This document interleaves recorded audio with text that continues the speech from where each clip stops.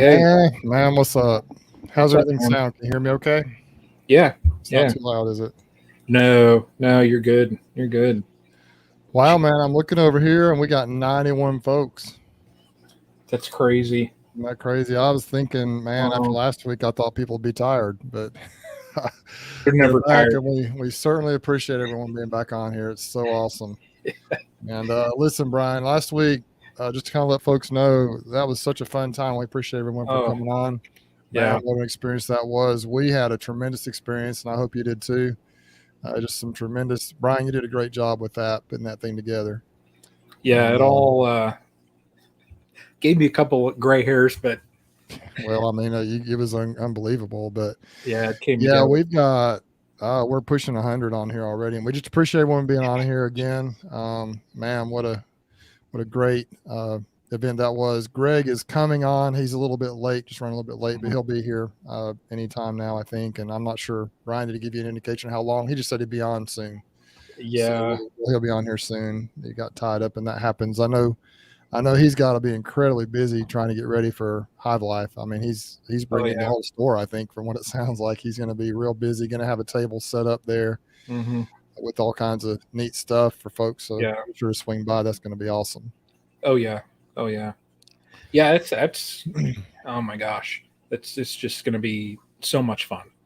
So much fun. So I wanted to, and Brian, I don't know if you mind talking about this a little bit. The video last week, the live stream, was on your channel. Hmm. And one of my favorite things to do after these live chats is to go look in analytics and see kind of kind of what happened immediately. And Brian, I want you to, if you don't mind, unless you don't want to do this, I kind of put you behind the eight ball now, but let folks know kind of during that chat last week, guys, we hit an all time record for sure on number of comments. Let me I see. know I had to do something with the prizes and things, but the super chats, the comments, everything was an all time high, and we just really appreciate it. I mean, usually we get probably 2,000 to 3,000 on a good night, maybe 4,000 comments during one of these live chats. I don't know if we've ever hit 5,000. Maybe we have, but how many chat comments did you have last week, Brian? Hang on here. Here we go. There it is.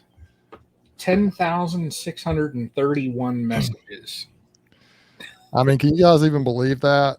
We had a lot of folks on here, but that just shows the interaction that took place with you Yeah, guys, everyone in this live stream chat here. Just the interaction was unbelievable. And I do know a yeah, lot of it had to do with the prizes we were giving away, but a lot of it just had to do with just the excitement that was there with everyone talking to each other and asking questions and back and forth. It was just a great reunion, a great celebration, really, of a year of us doing this. And yeah. so That's crazy. now I think about a year ago That's, we had our second chat maybe, and we were talking a lot about Hive Life. We didn't have the official stream team. We weren't officially really even I don't know what you call it, a thing yet, so to speak. But we just kind of decided to do it again, and we had another great chat and everything. And in the week, I think a night or two before Hive Life, we actually I get chatty. I think about the night before Hive Life, or maybe that Tuesday night before, we had another one, I believe, and then I'm not sure if we did that night or not. But mhm. tonight, I really wanted to. I'm excited to get Greg on here. We can talk about kind of his Yeah, plans. I know he's discussed it some, what he plans to bring to Hive Life and kind of what the booth is going to look like. But I'd like to spend a little time talking about that. But while we're waiting on him, Brian, why don't you tell us what's going on up there? I know it's been cold. Maybe tell us about your Christmas and tell us about what you found. And for those who haven't gone and looked at Brian's channel or didn't see the notification of his video pop up, he went out actually when it was like, wasn't it -2, Brian? And then just stuck that it probe in was. there. And tell us a little bit about your Christmas and tell us a little bit about your bees. Christmas was good. We got to stay home. Kids came over here, so the weather kind of played in part of that, just because it was so cold out. A lot of people in the family didn't want to drive all over. Just the roads were not good, so everybody pretty much just hunkered down at home. Thankfully, the kids were able to make it over though, so that was all good. It was good. That video with the bees, I think at the time when I filmed it, it was like -22, so it was pretty cold. And I saw, and the whole reason was I just saw a lot of people were um, commenting. How are they going to do? I actually was texting and called a couple people too, or they called me and they were, I'm really worried about them. What's going to happen? And I was like, don't worry about it. And that's why I just thought, you know what, it's a good day to go over. So I went over and literally, I mean, minus 22 wind chill. Put the scope in there, and you saw the bees walking around, and I was actually shocked at that. I thought that they would be more in a state of torpor. I thought they'd be, just kind of, chill. You saw the one group, I think it was the second colony I checked, they were just kind of hanging out. You saw their backsides kind of up, and, but that one hive, they were still roaming around, and I was shocked. So, but, yeah, I mean, it was fun. I mean, I braved the weather. Yeah, look at that. Greg looks like he's in the Tron movie. He does, really. Man, I was hoping it didn't look that bad. I spilled a whole quart of water on my computer. I don't think it liked it. What was that? What was that thing from the 80s or 90s that like animated computer guy? Max Headroom. Max. There we go. We got Max with us. Nature's Image Farm, Max Birds. Good night. That looks terrible. Looks wild. Looks wild, man. It looks like literally like you're in another dimension or something there. Greg, you need to get like some kind of like voice synthesizer. Yeah.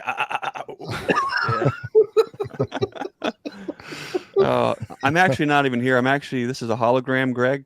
Greg's actually on a beach in Hawaii, just enjoying the sunshine. That's what it looks like. It looks like a hologram. Holographed in to beautiful Zanesville, Ohio. Yeah. I'm going to probably jump off here and hook another machine up, and that's probably weird. I'm going to jump off here. I'll be back in a few minutes. Don't burn the place down, Brian. Right. Be right back. They do concerts now, and they have like those holograms of like Elvis and stuff. So I guess Greg knows he's really made it when he's vacationing and we have a hologram. It's like artificial intelligence, Greg Burns. That was pretty wild, man. That was yeah, that's crazy. He came on, I thought he was going to straighten out, but man, he looked like he was in one of those old school The Matrix. The Matrix. Yeah. Yeah, that looked like something like that, like he's caught in the back inner workings of a computer or something. Right. Yeah. So you guys had a good Christmas, kind of stayed in. It was really cold. Believe it or not, It was cold here too. And it was in the like teens, I think. So, I mean, for us, it's cold. That's cold anywhere, but it's not as bitter cold as you guys were just, you guys were like seeing Ian type of weather. Yeah. There for a little while. Probably not as cold as Ian was at the time, but that was more like what he sees on a yearly basis. Well, but we actually, at the time of when I did that video, when it was minus 22, Brad, that joined in with Ian last week, he had posted, I think he said he was like minus 26 or something, so we were like almost right there with, was that Fahrenheit or Celsius? Yeah, he converted it. That was Fahrenheit. Yeah. Yeah. I think I may have seen that. Yeah, he was talking about that. Hey, I really did not know much about Brad. I was impressed with him, and I watched a couple of his videos. I need to check him out more. He seems to really, he's doing a good thing with his bees, and he also he's pretty darn good with the YouTube, the videography, and he's doing a good job. Let's see. I think the wind chill here in Central Ohio is negative 28. The wind chill here, I think, got down probably in the single digits here in Alabama. But for us, that's really looks like Greg is looking a little better there. Maybe. Yeah. He's still a little bit. Yeah, Steve, that's what I think our low of what we got was minus 28. And I wasn't even interested in going out. I can't even imagine. That video then. When I was in Utah in college, one time it got down to negative 22. And that was by far the coldest I've ever experienced. And that was just for a few days. And I remember, Brian, you said that when it got back up to 27, you were back in your shorts again. That's how it was at BYU, man. When it got up in the 30s, people were out there like on their skateboards and then in shorts and t-shirts. And I mean, that's normally pretty cold, but your body just adapts, I guess. Yeah. I'm not sure. It's kind of crazy. It was 42 today, and I had shorts on. Yeah. Yeah. So, well, really, I mean, it's we walked out this evening after work, and I'm not sure what the temperature was, but it's warmed up Mhm. significantly. It's amazing how fast the temperature can go from cold to reasonable. I mean, it's not Yeah. hot, but it's it's still chilly, but it's nothing like what it was. So anyway, I had a Brian, what was the scope you're using? It is. I'll put it in the chat that way you can look it up. But I've gotten asked that question probably 100 times. But it's the Depstech DS450, and it actually. Let me pull it out. It's good that we had the talk with Fred. I know you're just like Fred, man. You got all your stuff right there. Well, what I learned about this thing, yeah, here it is right here. It's Depstech. What I learned about it is, let's see here. Here's the camera end. There's a camera on the actual end of it, and then there is one on the side of it too, 90 degrees facing down. And when Fred said, well, my camera has one facing down too, I thought, man, that stinks. So I just got looking at it, and there's a button on here that I had never pushed before, and I pushed the button, and that light there lit up, and the view changed, and I was like, well, how about that, Fred? Now mine does the same thing. That's wild. Yeah, So, I don't. How do you thread it in there? You just push. Did you push it in from the top? I used to push it from the top. Do you do it from the bottom now? yeah, I can actually with this thing, and I got how much is it? It's like I think they're around $70, but this thing gets pretty stiff. You know, I see. now when it was that cold, I actually had a hard time bending it to go straight. No, you don't want to break it. So you can feed it in, and it just stays that way. But those insulated inner covers, it fits perfect there. It fits. You know, for the bottom board, I can fish it in there and look at the bottom board. So if you have a real heavy drop, you know, you'll see, you know, all the bees that are on your bottom boards too. So, you know, I guess it's a pretty handy tool, because if you don't really see the bees in the top, you can look at your bottom boards, and if you see a real heavy drop, then, you know, probably something's wrong. Brian, what'd you say about $70? Yeah, I think it's, I'll look it up here real quick. It's Depstech DS450. It is right now, yeah, it's $71.99. So That's not and bad it at does, all. no, it I mean, you know, for what it does, it films in 1080. You know, I mean, you saw the images. Sure, yeah, it looks very clear, very nice. It does a pretty good job. So I'm happy with it. I mean, it keeps me kind of, you know, I guess, I don't know, at ease, because, you know, a lot of people, they're worried about their colonies, and I don't have a FLIR, you know, just to go out and look and see Sure. for the heat signatures. And Lee, don't you say nothing, because I know Lee has every gadget known to Yeah, mankind. Lee's got that plus about 6 monitors for his live stream, so he's Exactly. in good shape. It looks Yeah. like a dang. It looks like a dang. Looks like the, what do they call that room? Decision. What do they call that room at Washington where they make all the decisions? The war room. The It looks like situation the war room. The situation room. The war room. It looks like that Yeah. at his place. Yeah. So I see a lot of people on here, Brian, that a lot of familiar names, and maybe some I don't recognize. We've got just a ton of people, some local folks from down here. We got Ken over in Andalusia. He said War Eagle. I'm like, yes, I can't even hardly say that, but okay, Ken. Actually, it's okay. My daughter's at Auburn now. Many of you know that by now. We've got is it the war room, Lisa says? Yeah, the war room. Know. Yeah, we've got Rodney Middleton. We've got Lisa up in Ozark. We got Grayson in here.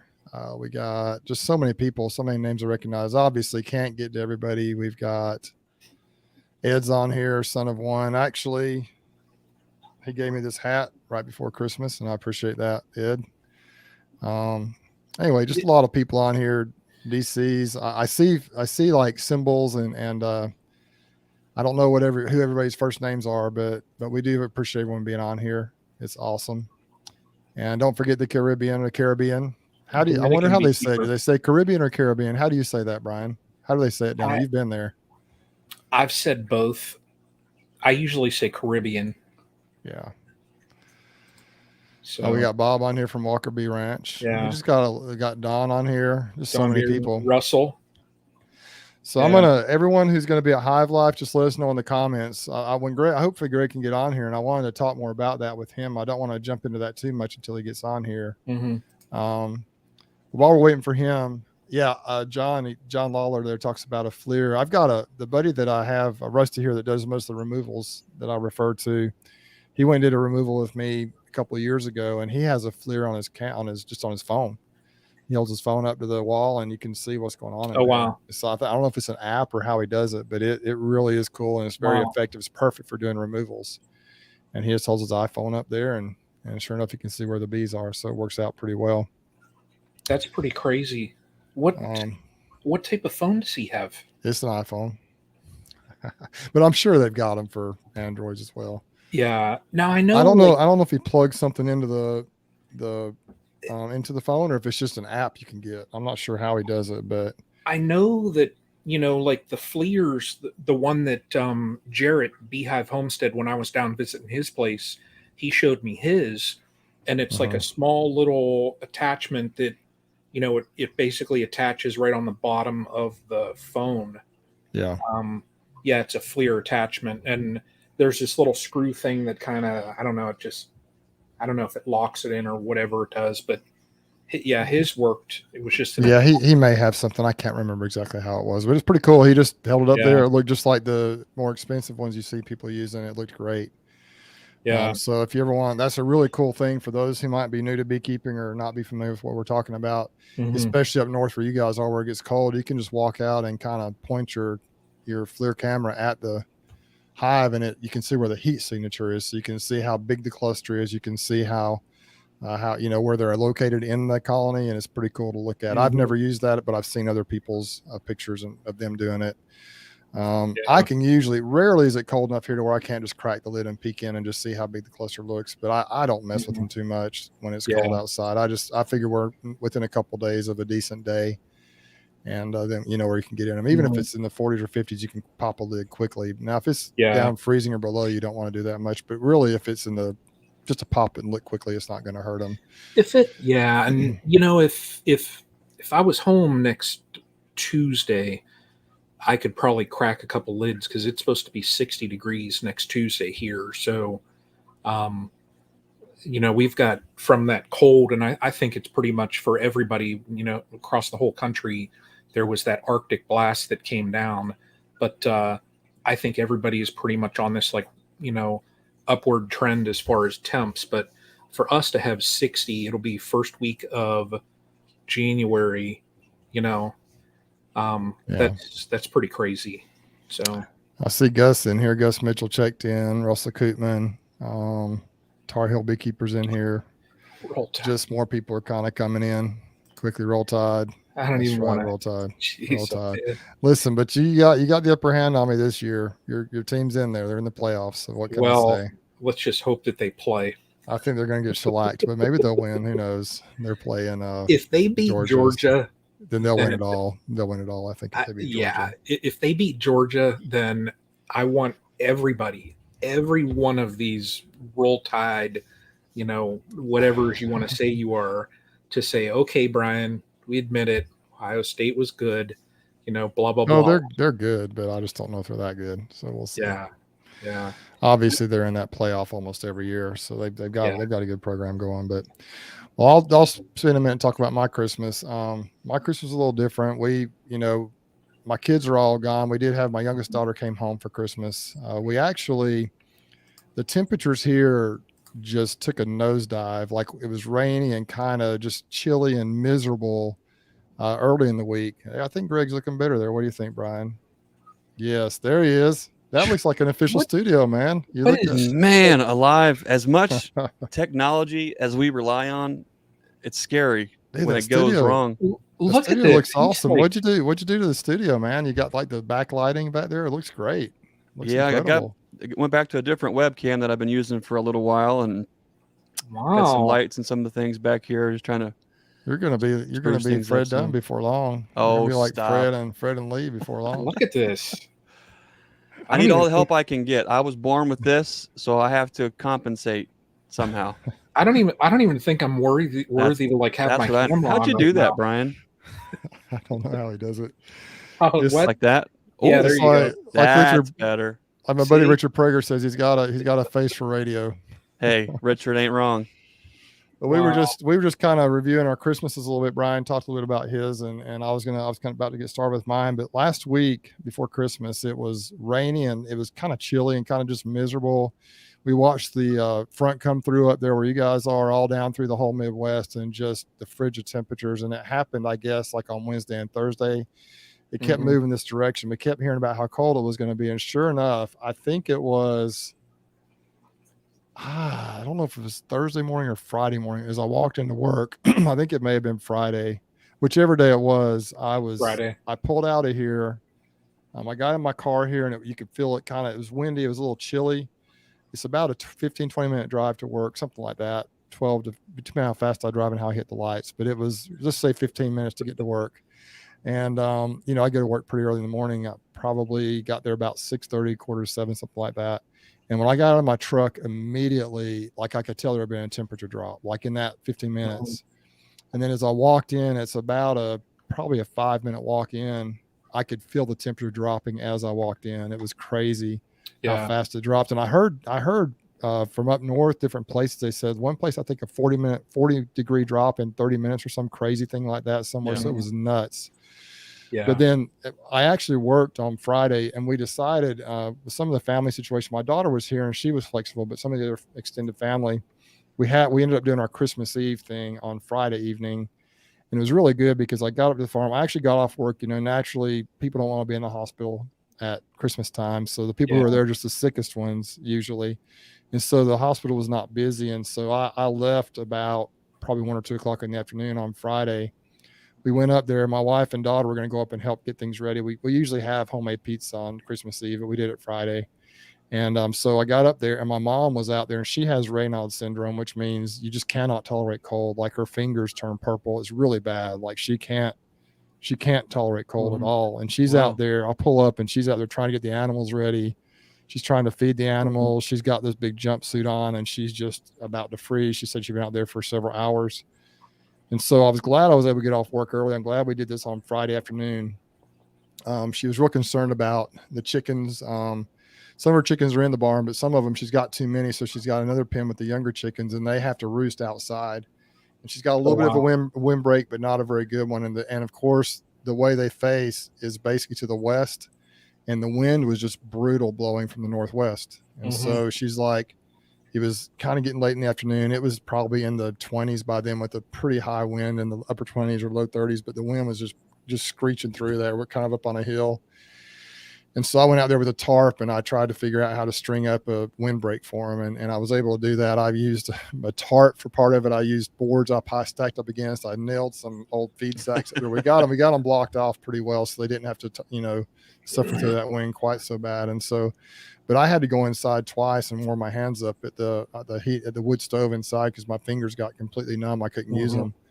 And I had gloves on trying to do that. And so when I showed up, she was able to finish doing what she did. And she went inside in a room where it's warm in the barn and was able to wrap some presents and stuff like that. Got out of the bitter cold wind. And so I was grateful for that opportunity. And we had a really nice Christmas Eve.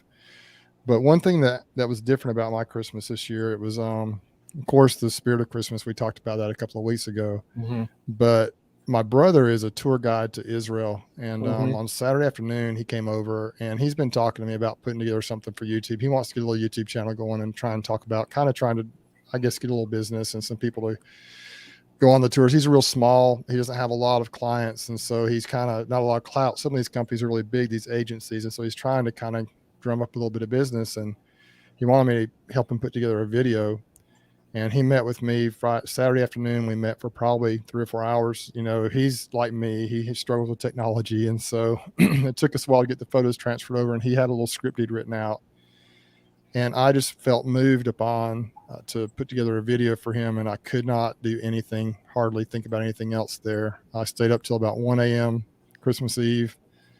And then 1 a.m. the next night putting that video together. And then I really worried about it and worked on it until we posted it yesterday on his channel. And I did share that on my community this morning. But I don't know why that really hit me so hard. Of course, we did Christmas dinner. We had some gifts, and it was a traditional Christmas in many ways. But that, for some reason, focusing on the Savior, trying to put that video together during Christmas, it had a profound effect on me. And I don't know, I just really enjoyed that. And who knows? I think he's already got more views than some of my videos have, and it's the first video that's been on his channel. But it was just a really tremendous opportunity, and to really focus on kind of what matters most. Like I say, we did have the typical, we went to church 10 o'clock on Sunday morning, and then we had our Christmas dinner in the afternoon and just spent time with family and friends and did our typical traditional Christmas. But that just kind of put a little extra on it for me and really kind of got me through a little better. And I really had a nice Christmas. Greg, how about you? How was your Christmas, and how are things going with you? Yeah, it was good. Bruce, sounds like you had a real nice Christmas, focused on the reason for the season.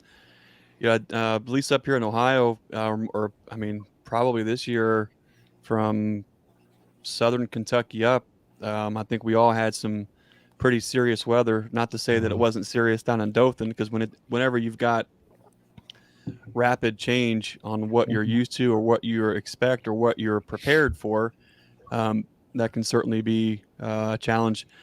Susie and I are getting ready to record a podcast where we kind of go into detail on the homestead preps, all the things that we did around here to try to prepare. A lot of things we end up doing around the farm or the homestead to get ready. It's better to have it and not need it than rather than need it and not have it. So kind of what we do here is going to be, of course, a little different than what folks maybe do in different parts of the country. But I tell you, this Christmas, we really tried to focus on simplifying how we celebrate, where we focus the importance of Christmas. And it's not to say that if you do things different, like that, it's not special or it's not important. But I think a lot of us, like we mentioned in the Christmas chat, is we've been focused for a really long time on I don't want to say going into debt to show people how much we love them for Christmas by providing all these presents and these gifts and all these things. And we build it up, and year after year, and it sets this unrealistic expectation for our kids or our family. And when you get into a cycle of trying to break those habits and break those cycles, it can be a little challenging. And that's something that I know that I still struggle with. But Susie thought it was really important to really make a good effort to try to get back to what's important. And we'll talk a little bit more about that in an upcoming Nature's Image Farm podcast. But we really enjoyed the season. I'm kind of a weirdo. I'm the kind of guy. Do you guys remember the video where it was the bugs in the box? And in one of the clips, I'm under a porch and it's pouring down rain. And Tim McCandless is holding the camera, and I'm talking with Craig Midget. I love those situations where weather forces us to slow down, because a lot of us are wired and tuned up to absolutely never slow down. It is just 100 miles an hour nonstop. That's what it takes to, I think, a lot of the times to raise a family, to run businesses, to be successful, is you have to have a drive. That can also be a double-edged sword, is where you never sometimes take the time to be in the moment. We don't take the time to appreciate all the things around us. And so this year, with the weather, the way it came in like it did, we dropped down 40 degrees in almost no time flat. What that did is it closed everything. Everything around here was closed. Churches, everything. There was no Christmas Eve services. There was no Christmas service. It was absolutely nothing. And I absolutely loved it because I love that feeling where nature forces us to slow down.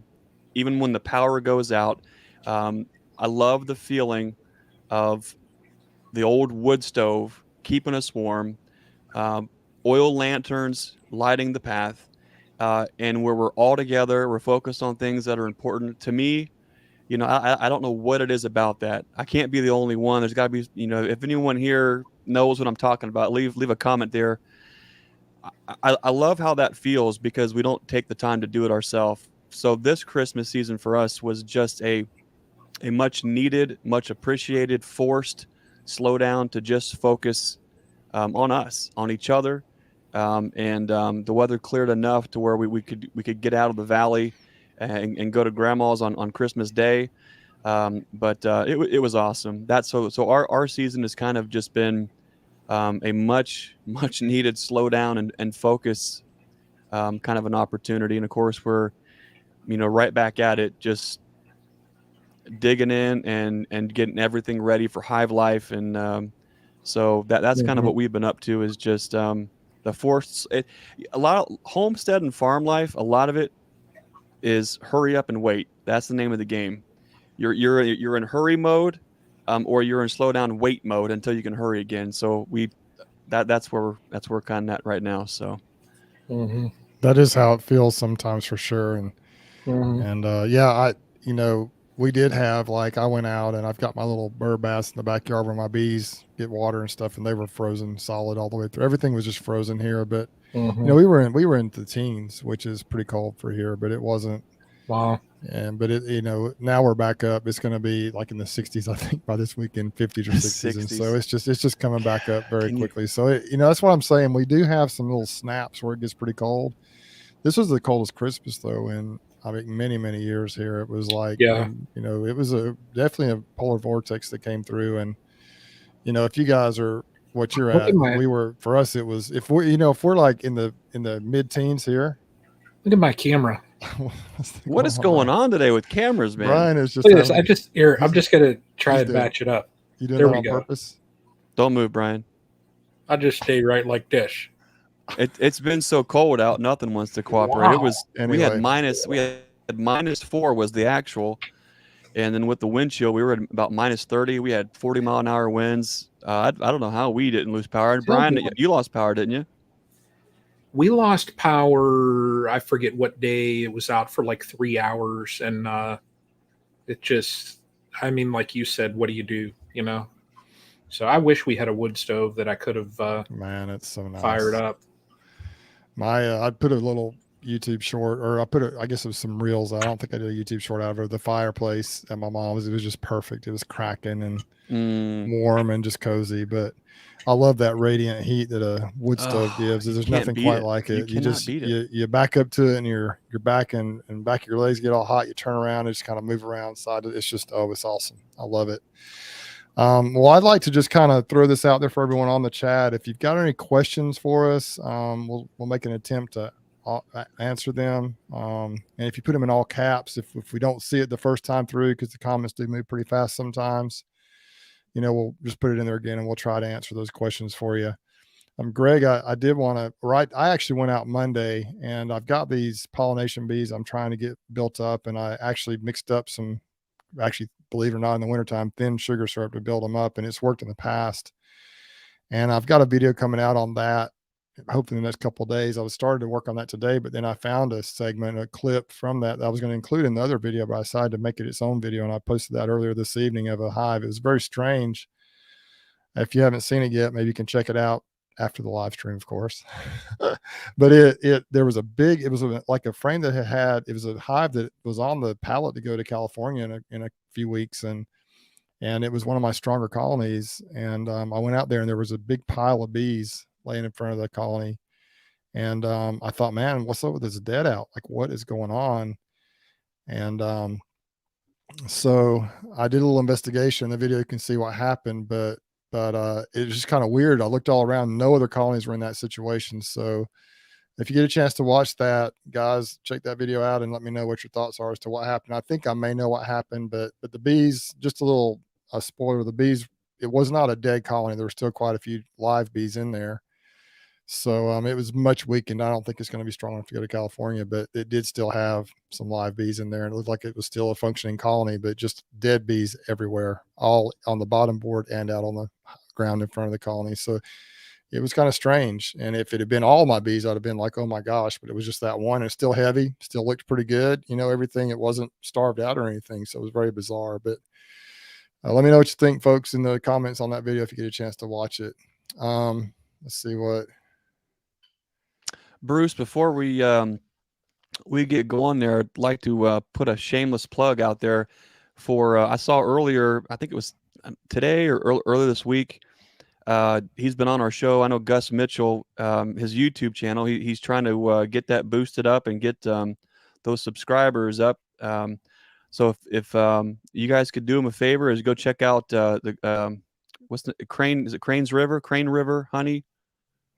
You'll find it. Crane's Nest. Just Crane's Gus Nest. Mitchell. Sorry. Type in Gus Mitchell Yeah. and you'll find it, and then it just goes to Crane's Nest Honey, I think is what it's There's called. also another fellow who's always been extremely supportive. I know of all of our channels, as far as YouTube and also on Facebook, because I want to thank him personally. Marshall Dillon's got a YouTube channel, the Tar Heel Beekeeper. If y'all would go out there and check out that YouTube channel as well, hit that like, subscribe.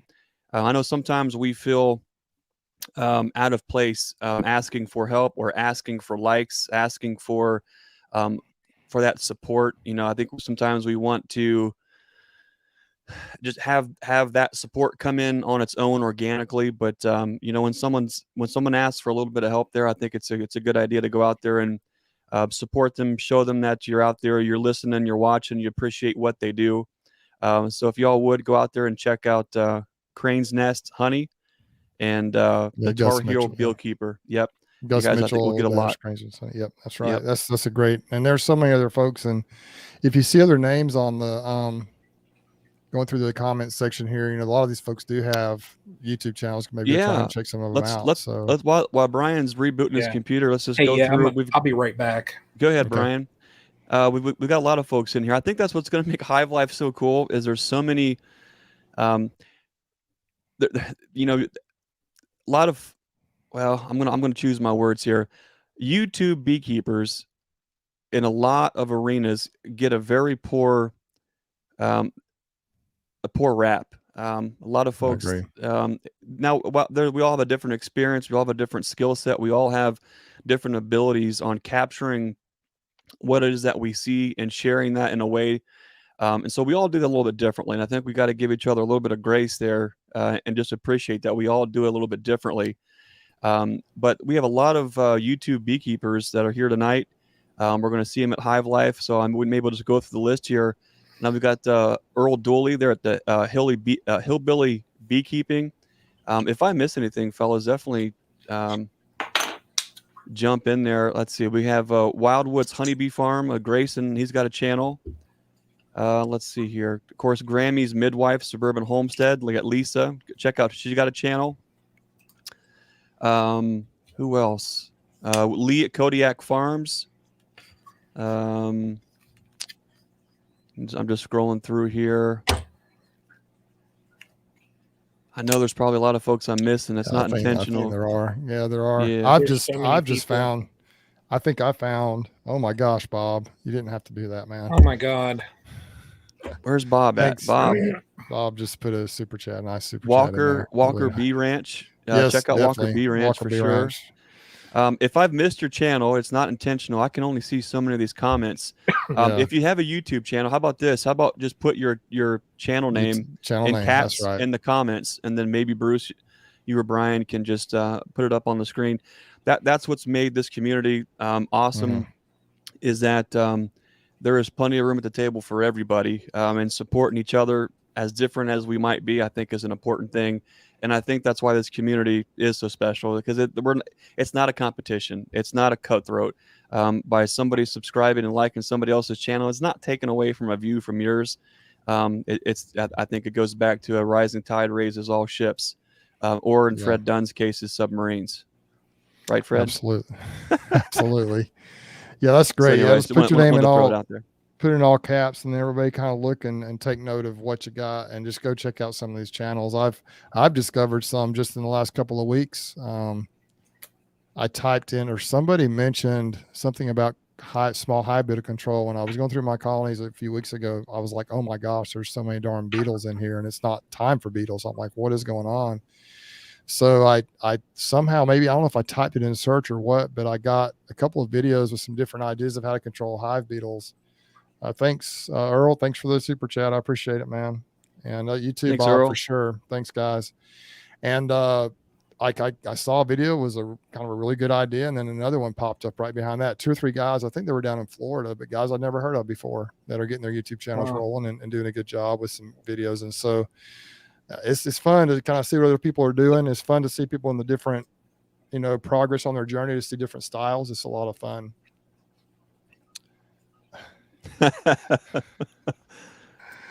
Brian 400. It's just a matter of time.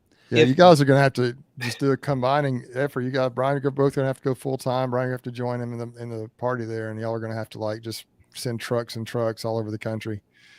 I did. There was a question here. Did I pop it up there? What'd I do with it? No, the micro model. It's a micro model. Is that the original? Well, there's macro, which is the front entrance model. There's the standard, which kind of has the stem at the top, Okay. And then there is the instant vape, 18 volt. We do have the instant vape, 18 volts in stock, both the Milwaukee and the DeWalt. If you want to stop by the farm, you can pick one up, or you can order it from our website, naturesimagefarm.com.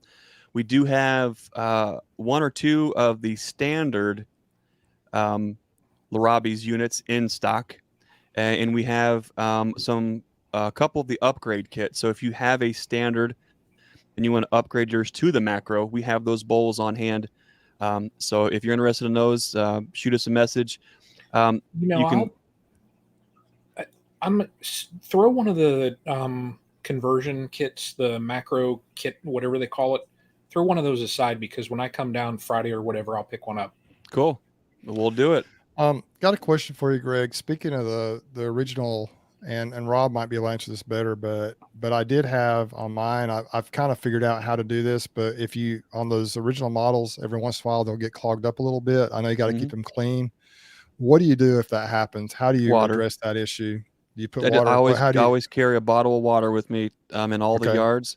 And I just take on the Larrabee's, either the standard or the macro, just take off your blue cap, and just pour a very little amount of water in the actual bowl itself. It heats it up, and then you'll see it shoot that clear stream out, and then you're good to go. Of course, you don't want to get water on the elements. You don't want to get water on the wiring. I think Rob prefers if folks uses a torch on the copper tube. But in the field, what I do is just a very little bit of water in the bowl. I do the same thing, and I've done the same thing for all of even the older, the different models that I've used in the past, the same thing, just a little bit of water in there. On the instant vape, 18 volt, I do the same thing too. Yeah. Most of the time it's not, you have to watch there. In my opinion, there's probably three things that causes those units to clog. The first thing, if you're using the standard model, if you just poke that into the side of a box or a back of a box that you drilled a hole, a lot of times you're getting crud and gunk, propolis buildup that clog up that tip almost immediately. That clogs them up. Sometimes even with the front entrance model, if you go into a part of the box that sometimes our bees will just go to town and close off the entrance. They'll put propolis places. You can't see that from the front. So you'll end up sticking the nozzle in, and you'll hit that. You don't even know it, but you might see your lid kind of pop or crack, or it'll sound funny because it's building up pressure. 9 times out of 10, it's just because there's gunk somewhere where you've just put that and you didn't see. And so there's not much you can do about that. Clean it out real quick. And then the third thing is cooling. I had a fellow stop by, was worried he had a faulty Larrabee's unit. And I said, okay, bring it over. Let's plug it in. Let's check it out. Let's see what's going on. And then I had him walk me through what he did. And what he kind of did, he took a cold rag and tied it to the copper end as he's putting it into the entrance to kind of close things off. What was happening is, if anyone's done any kind of plumbing or sweating pipes or doing any soldering, the cold rag trick is what you do to have a quick temperature change between where it's hot and where it's cold, so you don't sweat or heat up fittings and have them re-liquefy and then break your the solder seal. And so in that instance, what was happening is when the nozzle was getting too cold because of that cold rag, the hot oxalic vapor going through there built up crystals and then clogged up.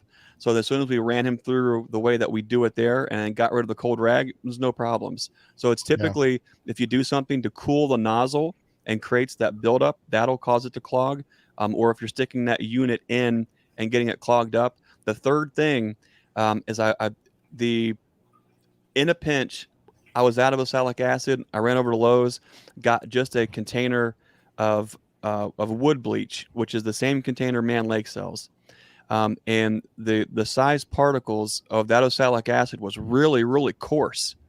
And that coarser oxalic acid had it struggled a little bit to keep clean, where a much finer oxalic crystal did a far better job of just running, keeping things clean, but it also made for a much better vapor. So there's a couple tips there. Yeah, I one thing I did, and actually I kind of discovered what you talked about with the water. I actually take those when it gets clogged up, I'll take the scratchers for honey scratchers, and I'll move I'll bend one of the prongs down a little bit and stick it in there, and it kind of pushes it through if it's really clogged hard. But what I found, like you said, if you just put water in there, put that the blue cap back on there, and it creates that pressure, and that as that water boils and this creates steam, it just blows it out the front, Cleans it right up. And I've also found, and if you have the instant vape, very similar thing. And what'll happen is, as long as there's water in there, it'll stay at the temperature of boiling, like the 212, whatever, 220. I don't know if the gauge is exactly right, but it's around that 212 to 215 range or whatever. It'll stay at that level until the water stops boiling. Then you'll see it start increasing back up. And that's when you know it's dry in there, probably because that temperature is increasing, the water's gone. But that steam creates a pressure and it cleans it out really nice. I have noticed too with the instant vape that Rob told me to let the temperature drop to about 200 degrees and then put water in there. And I'll do that. I'll put it in there and I'll shake it, because I guess the residue from the oxalic acid is kind of a greenish, it's kind of gross looking greenish color. And I'll fill it up until it starts coming out of the end. And then I just shake it around a little bit and dump it out. I do that a couple of times until the water's fairly clear. Then I'll put a little water in there and let it boil away like that. And then it seems like it cleans it out really nice. But I haven't really had problems with the instant vape clogging like I did the others. I think the tube must be a little bigger.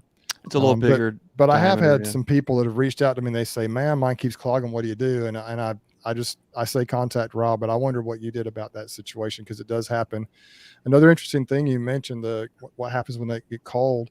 I treated some of my colonies Monday, and it was cold. It was pretty cold outside still. And I noticed when I was pulling that thing out, when it was done, there was a little bit of a, not like almost like an icicle on the front of like it had built up on the front of the instant vape. And I think it just, when it hit that cold air, as it started, towards the end of it, I think it didn't prevent it from shooting the vapor out. And as soon as I started next time, I would shoot that off of there. But it's kind of interesting to see how, as soon as that stuff hits a cooler temperature, it can kind of go ahead and recrystallize. But anyway, that's an interesting topic. Great question. There's another question here. I'm a little behind times here. What are you doing with the warmer weather coming? Are you guys doing anything different? Are you just letting the bees do their thing? Or are you preparing in any way? Or are you just going to kind of let them? What are you going to do? Brian, what are you doing? The only thing that I'm going to do is check how much fondant they have in them. That is it. I've had some people ask me, am I going to pull my entrance reducers to let them drag out any dead bees? Am I going to open them up? Am I going to do this and that? I'm not going to do anything other than pop the top, look at how much fondant they have, and that's it. So if I had the time, I might open feed, but I doubt that I'm going to have the time to do it. Yeah. So we've got, what is it? Several, let me check the weather here. I think we've got at least 3 days of really nice weather. Let's see here. Daily. Tuesday, they're calling for 60 degrees up here. Oh my goodness, great. Oh, I know. Okay, guys. A lot of you think us hillbillies are ridiculous, and we're just superstitious. I get it, right? But if you don't know what I'm talking about, check out the winter prediction video with the woolly caterpillars and on the thumbnail. That rascal's dead on. It has been a roller coaster weather again. I'm looking at this weather. Somehow, as the night goes on, we're going to be getting warmer, and we've got tomorrow high of 52, Friday 56, Saturday 53, Sunday 50, Monday 54, Tuesday 65, and Wednesday 54. We have, folks, this is really, really important. We have 7 days in a row, nearly 7 days in a row of 50+ degree weather. what those bees are going to be doing, especially if you run, like we run a lot of Caucasian, we're heavy Caucasian in our genetic makeup. Those rascals, they get out and they work when it's a little bit cooler. So when it's 45 degrees and up, those rascals are out going to the bathroom. They're looking for something to eat. They're kind of doing their thing. They're more frugal with their resources, but they're also going to start getting active when it's cool. When you get 50 degrees, even an Italian's very likely going to be out and working. Where this is a really big problem is those bees it's not a tight cluster. It's a very loose cluster at the very most, and they're breaking that. They're feeding. They're going out. They're going to the bathroom. They're taking out all the dead bees. They're going to go out and forage. You're going to find them in the chicken feeders, the hog feeders. You're going to find them in your horse feed. You're going to find them everywhere looking for anything. But we have at least 6 days in a row where it's going to be so warm, those bees are going to literally eat themselves out of house and home. Where this is really important, if anyone has experienced intense robbing, like late summer or in the fall, how long does it take for one colony to get completely robbed out by, let's say, yellow jackets or another colony? 1 day, Fast. 2 days max, right? And then you've got a nasty mess on your hands. The same thing happens when we have 6 days in a row when the weather's like this, because guess what? Every other critter out there is going to be lean on feed too. And what's interesting is yellow jackets, hornets, wasps, things in those family, they're out flying at way cooler temperatures anywhere. So they're already going to be out checking out colonies and going in and out, checking things out where there's a free lunch, even when it's cooler than 50, cooler than when the bees are actually out and active and can protect it. So you have a lot of situations, and during this roller coaster temps, whether bees are going to break cluster, burn through an enormous amount of feed, not have any feed left as we approach January, February, and March. I'm predicting catastrophic bee loss this year, even worse than last year, because of especially a 6-day stint like we're having right now. And then it's probably going to drop and be cold again. That is absolutely horrific. So just like Brian, keeping extra insurance feed on top, whatever you use, if it's making candy, bricks, or if you, like us, if you're using Hive Life fondant, that is super important to have that on hand and put something extra on top. It doesn't matter if you're running single deeps or doubles. Sometimes doubles stand an even greater risk at burning out and starving faster because there is such a much bigger population inside of that colony in relation to the food source that they do have. So keep that in mind, folks. Keep an eye on that robbing. Make sure your bees have something to eat. Think about throwing some fondant on. But one of the most important things, if you haven't done it already, is the next 6 days is going to be absolutely stellar to get oxalic acid treatments in. If you haven't got your solstice treatment in of oxalic, I would highly encourage you to get on the ball as soon as possible and take care that the next 6 days, because you can even get 2 rounds of that in there. That's one of the biggest things that you can do to make sure you have colonies that are pumped up and ready to explode in the spring, is to keep that mite load down right now and make sure they have feed, and you will thank yourself over and over again. Here's a kind of a follow-up question on that, Greg, a little bit. If making candy board, would you put some pollen sub in it? I'm adding Hive Alive till I come back with my probably Hive Alive fondant, I guess is what they're trying to say. So would you put pollen sub in? I know folks that do. They'll put a little bit of pollen sub right in the center of a cake or a sugar brick. I think if we look at what the two things do, a pollen sub, if it's a low percentage protein, is it a higher percentage protein? How much carbohydrates are you mixing along with it? My biggest concern that I have with pollen sub is those dang hive beetles. Even in the wintertime, they exist. They're in the colony. And so if we give them a place on the very top of the hive where it's a little bit warmer, where they do have that protein, where there's no one protecting it. I mean, I'm not saying you're going to get slimed out in the wintertime if you add a little bit of it, but the most important thing that I like to pass on to folks is not trying to learn or mimic when or how to do something, but why. So my question to the question is why? Why do you feel that might be something that you want to do? If you have a set of reasons that back up why you should do it, and there's no risk in your mind or in your situation, then maybe consider doing it. But if you're doing it because you've heard someone else did it, or you heard someone else that they might try it, I think you need to understand why those things work. For me, inside of a colony, sure, the bees are using a little bit of protein and a lot of carbohydrates right now, mostly carbohydrates. They still are going to need a little bit of protein. So if you absolutely have no pollen, no bread, no protein at all in the colony, then maybe add a little bit and see if they take it. What I would do, and what I usually do late winter, and I use it as the catalyst on what to put down and when, is I will go ahead and put some pollen sub out in more of an open feeding situation on those warm days, and I'll see if the bees are hitting it. If the bees are hitting it and they're going nuts on it, then maybe put a little bit on the colony.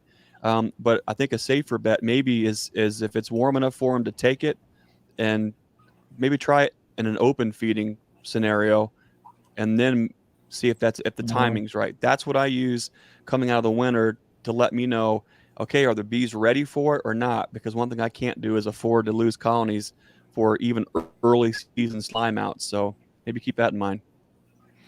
Yeah, my down here we have pollen coming in most of the year down here, so rarely do we get in trouble with pollen. But like you were mentioning earlier, they can plow through the honey or the stores of honey or liquid feed quickly. And so I watch them close, and I gotta say, I've mentioned this on the chat before. I believe the Hive Life saved a bunch of my colonies last year. The fondant I had just happened to have, I'd ordered some just to have. I thought it was too late in the season, but I ordered it, and then it saved some colonies that were absolutely completely out of food. But what I'm doing now is as I'm going through, and my pollination bees I've been kind of feeding them all along. They've kind of got for the most part, pretty good stores. But a lot of my production colonies, some of them are a little bit light. Like some of those ones, Greg, that we did with your queens, was late in the year and they didn't build up much. And so I've got a little fondant on some of them. But if I go and I lift up on the back of that colony and it feels light, I just slap some fondant on there, the Hive Life fondant. And those bees, they don't eat it fast because they really can't, but it's just amazing how they just work at it, and they work at it. And I just think it's really good stuff. And it's a good use for that fondant on those, on a lot of those splits that you'd made to put those queens in. They were I think it's fair to say they were on the lean side, very lean, yeah, to start with. So adding something like a fondant like Hive Alive, where the sugar's already inverted, so they don't have to break it down into the two chain to do anything with it. It's they can utilize it, I think, more efficiently and quicker, which I think that's why it's a big deal to use something like Hive Alive in the wintertime, is they can go to town right away, put it into use much quicker than if it's something like a dry sugar that they have to try to put into use. So at least in my mind, and I could be wrong on that, but if you're saying, you think it helped keep a lot of hives alive, I think I'm in agreement with you. They're keeping some food that they can actually use and use it quickly. That's a big deal. Well, when there was no food on some of those colonies, zero. I mean, they were just light. Like, I mean, they went in a week or two, they went from having some honey to nothing. It was warm. Yeah. And I put those on there, and I honestly, and then within a week or two after that, there was some nectar coming in. And so, but that little 2-week period right there, you can lose a lot of bees if they don't have any food, especially when it's warm and they're getting out and trying to, find stuff and there's nothing. And so it really, and it's just, I know Stan Gore's been on here before, and he has some sugar bricks that he makes, and just getting something, keeping some source of food in there, I don't think is a bad idea. They honestly, honey it's like when we put away food storage, we don't always put away things that we love. We don't always, like if we put away beans and rice, I mean, we may eat that some, but we don't want to live on that all the time, right? But if you're starving, if there's no food available, it's good to have. And I think it's kind of how honey is for bees, if I'm not mistaken. They much prefer the nectar and the fresh stuff coming in. And, even honey, sugar water, they prefer over honey, and I don't know about the fondant, but they honey is kind of a last resort in a way for them, I believe. But if you put something on there, if you keep something on there for them to eat, it's critically important. And I don't know if I understood that until just the last few years about how important it is to have just a continuous source of food for them, how fast they can actually burn through and starve if you're not careful. And I've learned my lesson the hard way the last 2 or 3 years a couple of times. It was funny because my colonies, you all know I put that Hive Alive, the fondant on pretty early. It was like right before our weather was going to, dip down and get cold. And pretty much all of my colonies, I think they've all, at this point here, have taken about half of that, what is it, 2.2 pound? Yeah. They've taken about half of it. Now, there's 3 or 4 of my colonies that if you look in the top, you see no bees. They're clear down now because I run double deeps. They're down in the lower deep. They've gone down. And it's almost like I put on their ice cream. I gave them their dessert. They devoured a little bit of it, and then they kind of situated themselves, for the winter. And I'm fine with that. These warm days, I fully expect them to just go nuts on that fondant.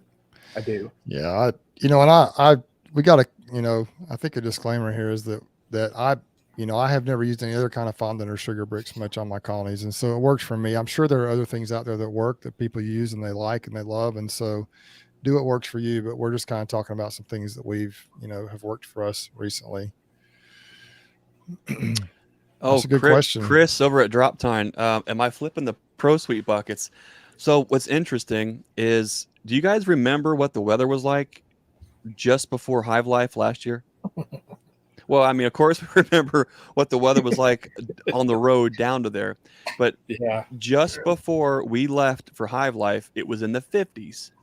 And so I took all my buckets and I had them in the feeding position while I was gone. And then, of course, as we were heading down towards Hive Life, the entire South decided to have a blizzard. Didn't, of course, get cold up north. But when we got back and then checked on those buckets, those bees had taken a pretty significant amount of that Pro Suite while we were gone. Then when I got back and it got cold again, I just flipped them up.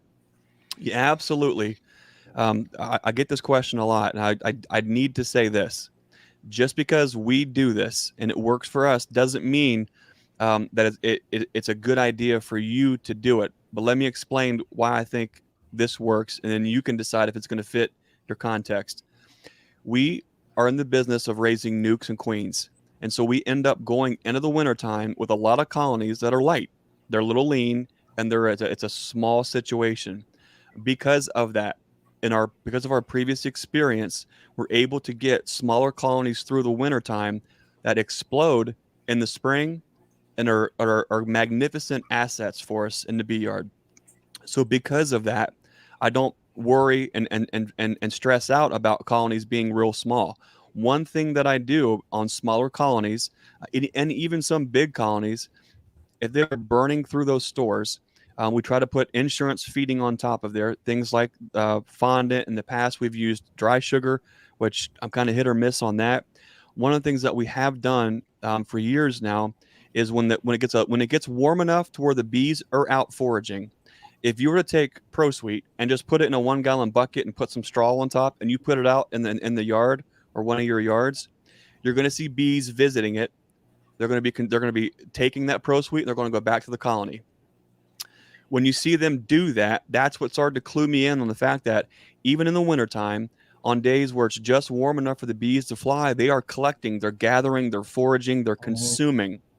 So if they're going to go go into the trash and get Mountain Dew out of a trash can, or if they're going to go get Pro Suite out of a bucket, if they're going to go start hitting all my fittings and where I've got Pro Suite maybe very slightly seeping out of a hose or some if I see them hitting it or pollen sub, then that's telling me they need it, they want it, they're using it, they're taking it back home.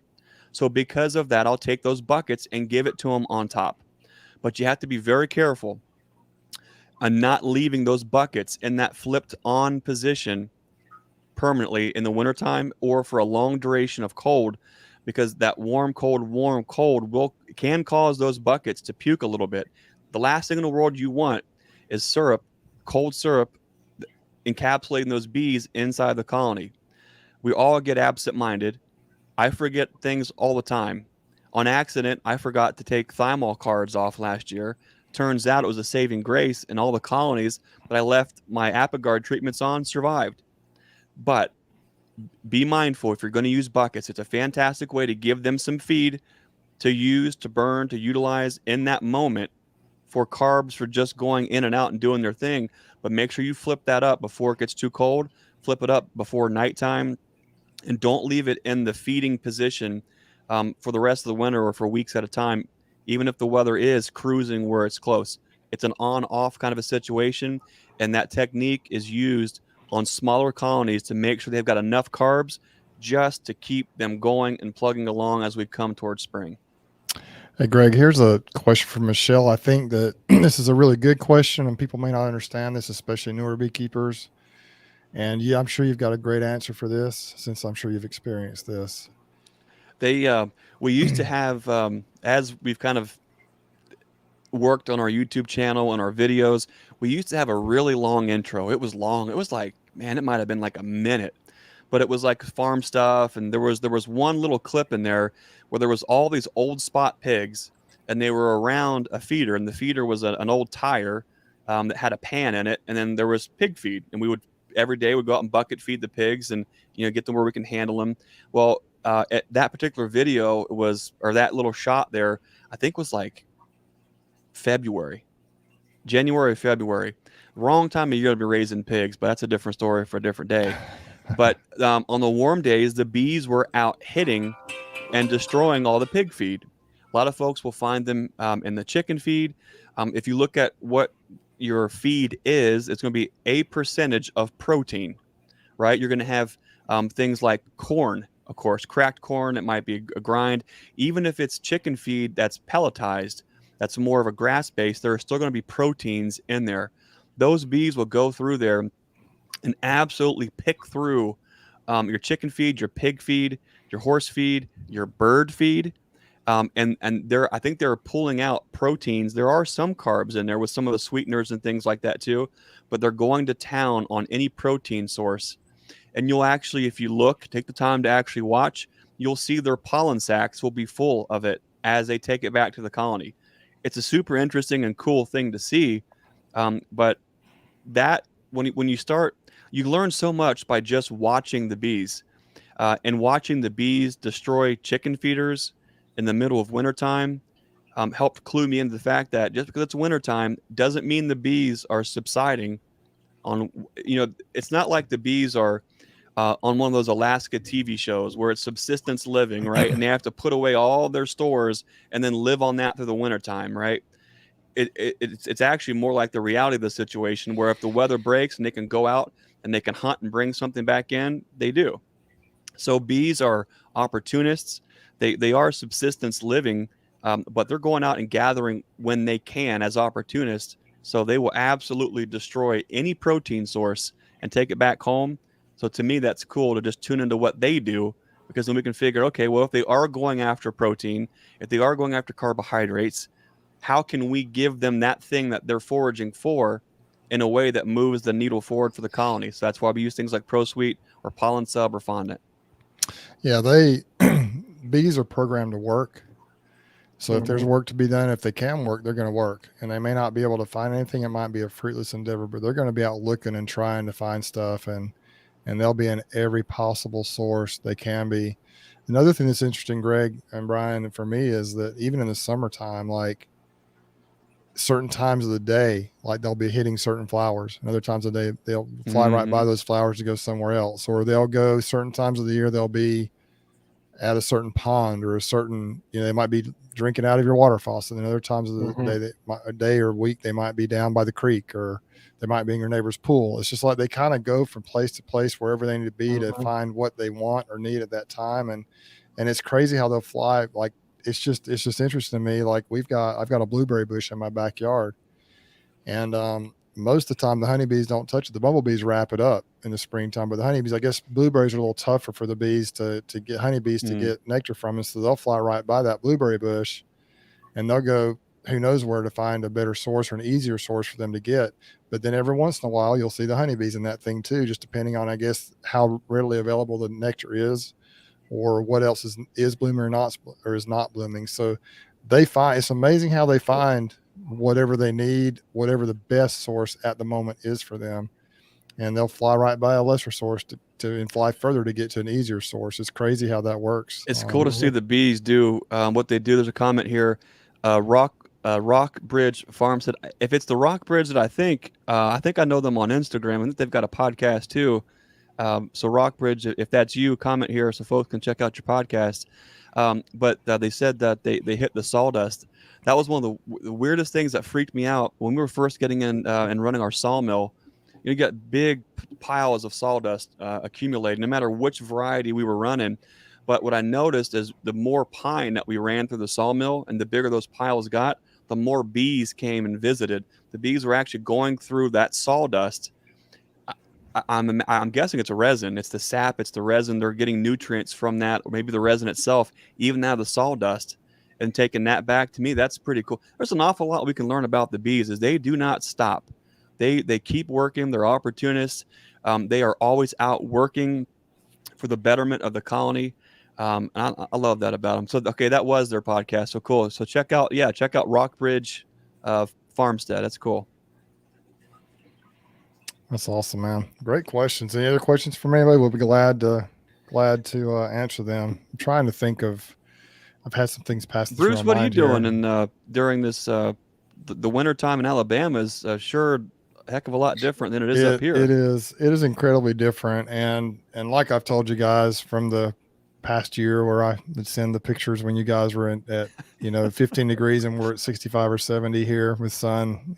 I kind of make fun of you, but it does create its own part of it does create its own problems and difficulties in a way that, kind of like we discussed before, the bees are burning through those food stores fast, and they're out working, they're busy, they're moving around, they're doing their things, and they'll start to, like, sometimes if we'll have a warm snap, and they never really completely brood down, like rarely do you go in a colony this time of the year or any time of the year and there's no brood at all whatsoever. I mean, they pretty much have some brood in there.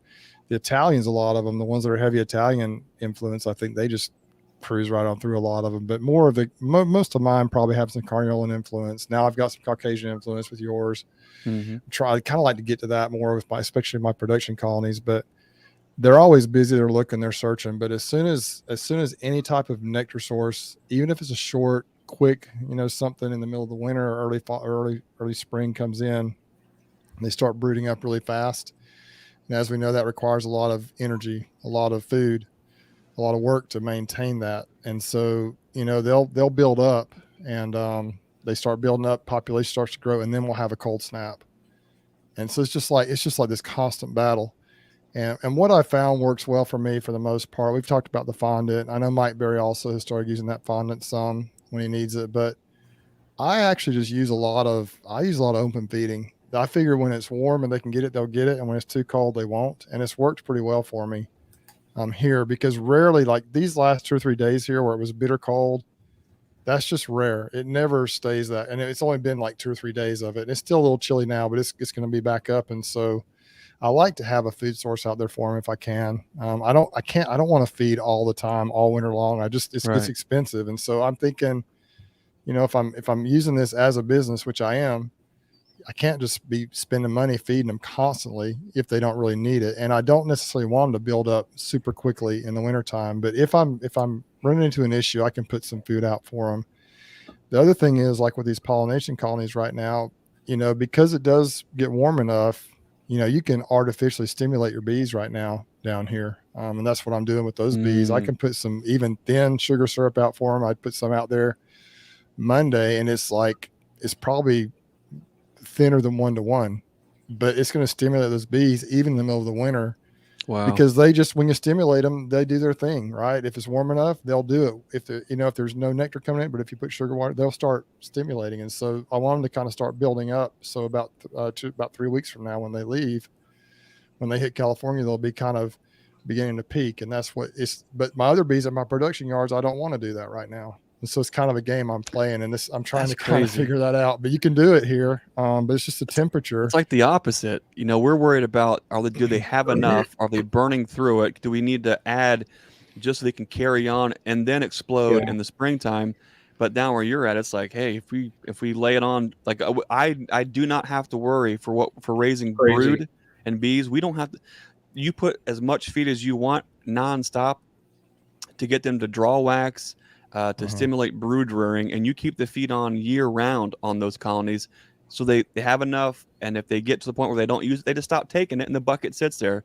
But in your case, Bruce, if you start laying the feed heavy, it's warm enough. There's enough sources of things coming in from somewhere that you can actually kickstart them. Which, and exactly. I keep telling Susie, we are in the wrong dang state to be in the bee business. Like, why are we up here? Like, we need to be raising bees for most of the year down south. I mean, if bees are an asset and they can continue to grow, we're losing, conservatively 60% of the possible yield because they're up here just going dormant, Well, Cindy was on here, and she is in New York, probably similar climate. You guys, at least, is very similar, I would imagine. But so they bring all theirs down to Florida, down south of Tampa, where it doesn't even get as cold as it does here, and they overwinter their bees there. Mm-hmm. So see what you can do is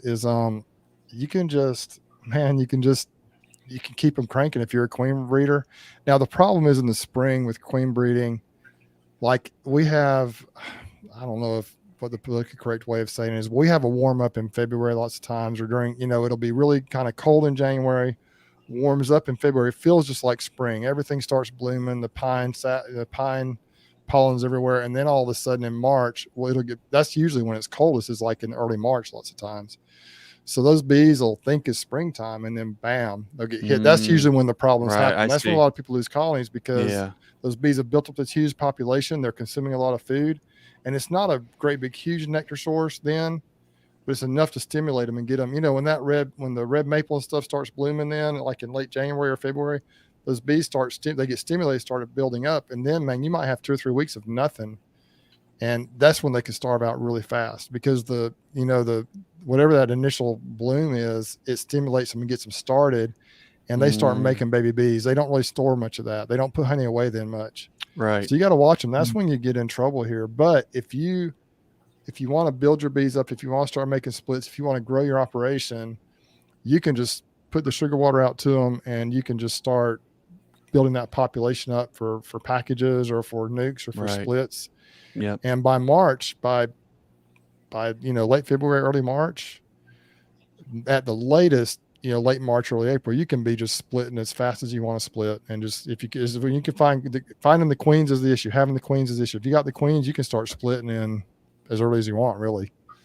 Here, you can almost split like in February, March here consistently if you have the queens. But the problem is, if you order queen cells in late February, it's a risk, because maybe on March 7th or March 5th, it's going to get cold and the queens can't fly. And see, it's a risk, but you can do it. Do you have enough fresh brood in February to where you could take a colony that's busting out on the verge of swarming and split them out and add cells?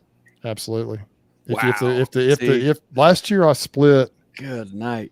Last year I went through, my colonies were in California, and I think it was the last week in February, I split everything I had and dropped queen cells in everything. Didn't even look for queens. If they, even the ones that didn't go to California? Those are just the ones that didn't go to California. Everything was, they was already in. The rest of them were in, and I just split them all. Tyler found some queen cells over in Georgia. He said, "You guys want to do this?" And my buddy Davis said, and I had lost a lot of colonies, so I was trying to build back up. And I think I split every single colony that was strong enough to split. I split every single colony, and I just took the boxes and set them across the yard and moved them to their bee yard. The next day, dropped queen cells and didn't even look for the queen cell in every colony. And almost all, there were a few that didn't take, but almost all those took. And we ended up with, that's how I grew so fast this year, besides splitting all the pollination bees when they came back. So Ed's got 3 frames of brood right now in Alabama. Good night. I've got maybe $1, maybe you take $1 bill in each colony. There's maybe $1 bill's worth of brood at the very most. That's actually a good point, Bruce. Talking about your situation there is no silver bullet location. I don't think. Maybe Hawaii would be the closest thing to being just temperate enough throughout the season. But what's interesting to think is we are trading pros for cons no matter where you go. And it reminds me the time that I spent with Bob traveling down south visiting like John Knox and Chris Werner and Ray Latner. is a lot of those guys, especially John and Chris, they are nomadic migratory beekeepers, and they are running between Wisconsin and Florida. So they're literally going very far north and about as far south as you can get, and taking advantage of the seasons that way. That's how you can maybe balance out those different parts of the season where it might be too cold, or it might be maybe too full on and kind of risky. Bruce, you're talking about in February having to split out your colonies in Alabama. That definitely also has a lot of cons of those few weeks leading up to prime time, those few weeks after prime time.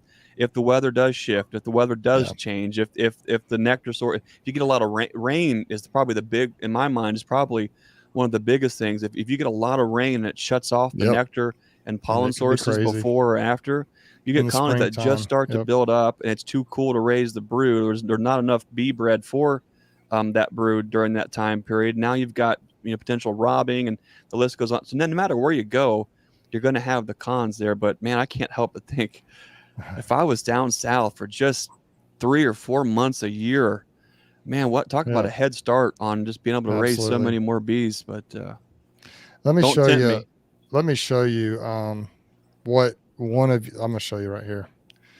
These were the bees that were placed in the horizontal hive from Ricky Rourke. This is one of your weaker nukes that I had that we kind of just threw enough bees in there to hopefully they survived. They were actually, I think, if you go back and look at the video, maybe 2 frames of brood when I put them in here in October. And remember, this is wintertime. Wow. And that's what they've done. If you can see that, that's nice. We got 3.5, 4 good solid frames of bees. Now I haven't pulled the frames out, but I did give those some fondant. These bees didn't have much food in there, so I gave them some fondant. I put some more in there. They consumed, I think, either a half of a pack of Hive Alive or maybe a full one. I can't remember how much I put in there, but I put some more in there just Monday. But this is just Monday. This is 2 days ago. This is Monday. Wow. No, this was just 2 days ago. And so I just peeked in on these to check on the fondant, but that's nice. I'll tell you one thing. I wouldn't worry about that one. Tell you one thing. See, these are your Caucasian. Like, look how many. Not only look, you got all the bees on top, but look in the seams. You've got 1, 2, it's full of bees. 3, 4 solid seams. That's beautiful. So anyway, I just thought I'd share that with you. Man. But and I'll tell you about this horizontal hive too. One thing I like about it, on the end right here where this is, it's got a really small opening. I don't know what, a 3/4 inch opening, maybe hole for this nuke section of this. It's so easy to treat with the oxalic acid too, because you put that thing up right up to the entrance with that instant vape, or you could probably use any of them that way. You press it up against there, and almost none of the oxalic acid escapes because it's sealed off really good. So they get a really nice treatment with that oxalic too. So it's pretty cool. Yeah, that's speaking of a couple things I just saw in the comments. I got my buddy Tom Dahmers from the Small Scale Life podcast and YouTube channel. He's flirting around with getting into bees here in the near future. So Tom, I see you out there. Good to see you in here. John's got a question if we checked on Susie's top bar hive after the cold. So Brian's going to come out and visit, and on Friday. Yesterday, I think and occasionally I think he watches. He just called me today and told me a funny story. But Roy Waits just got into some bees when it was maybe like 45 degrees, cracked open the top to put some fondant on. The bees really didn't care to be disturbed. They were like grumpy bears. Someone just walked in their cave. But I thought that was kind of funny. But Roy and Margie stopped out to pick up some supplies a couple days ago, just after that cold spell. And Roy asked, how's Susie's top bar hive doing? And I said, well, hey, let's go find out. So we went over and then popped down the observation window. I can't kill these things, Brian. They're just they won't die. These bees just will not die. They had a cluster still, about this big, and they're just cruising, just moving. You can see them rotating through. It's super cool. But Roy said, so how are you going to feed fondant on those? And I said, huh. And he said, oh, that's right, you're not, because it says it's Susie's top bar hive. So the question is, how's Susie going to put fondant on there? I'm not. If you have any ideas on how to put fondant on a top bar hive, let me know, because those, what do you call them, Brian? What's the fancy word for the top of the frames, the bars, the racks, slats? I've seen I've seen spline, racks, and some people spline. said top bars. I don't know. The wooden things. When you look at them, they're all put together like your fingers here, and you pull those out. So there's not really a place to put one unless you take a frame out, and then I guess you could do that. Take a frame out and stick them inside of there, but they'll have a weird space in between. Is there any space on top at all? Is there any space above? No, because the frames go completely. They're sealed off from the top when you put those racks down in there. You could put it off to a side, but the idea is to put it on top of the cluster. So I don't know. Maybe if you ideally, maybe in the future, what you would do is you could take those racks and then take you like a maybe like a hole saw, or if you just made a little cuts on some of those where you could drop in the future, like little thumb holes, you could grab them, then put the font. Maybe they could get on top of there. Could you make the top bars with like a little slit in between them so that the bees could get on the top of them? Yeah, that's what I was just thinking. Make those little, half moons all the way down, dotted. But then the problem, then they can get out of the frames. Yeah. And then they're in where the main lid is at. So it's almost, almost what you need to do. And this would be something you've had the learning experience right now, trying to figure out, how to put the fondant on. Next year, when the weather gets warm enough, what you could do, because right now too, I mean, you couldn't try and split any of the wax or anything because it's probably just too brittle. That's the problem, yeah. What I would say to do for next year is get a board that's about 2 of those wide and just put starter strips and cut a circle, that you can put, screen on it.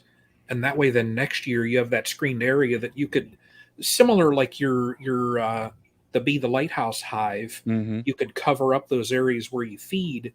You could have that board and you can cover it up. When you that would work. Fondant, just slide it aside and put the fondant on there, because they'd be able to.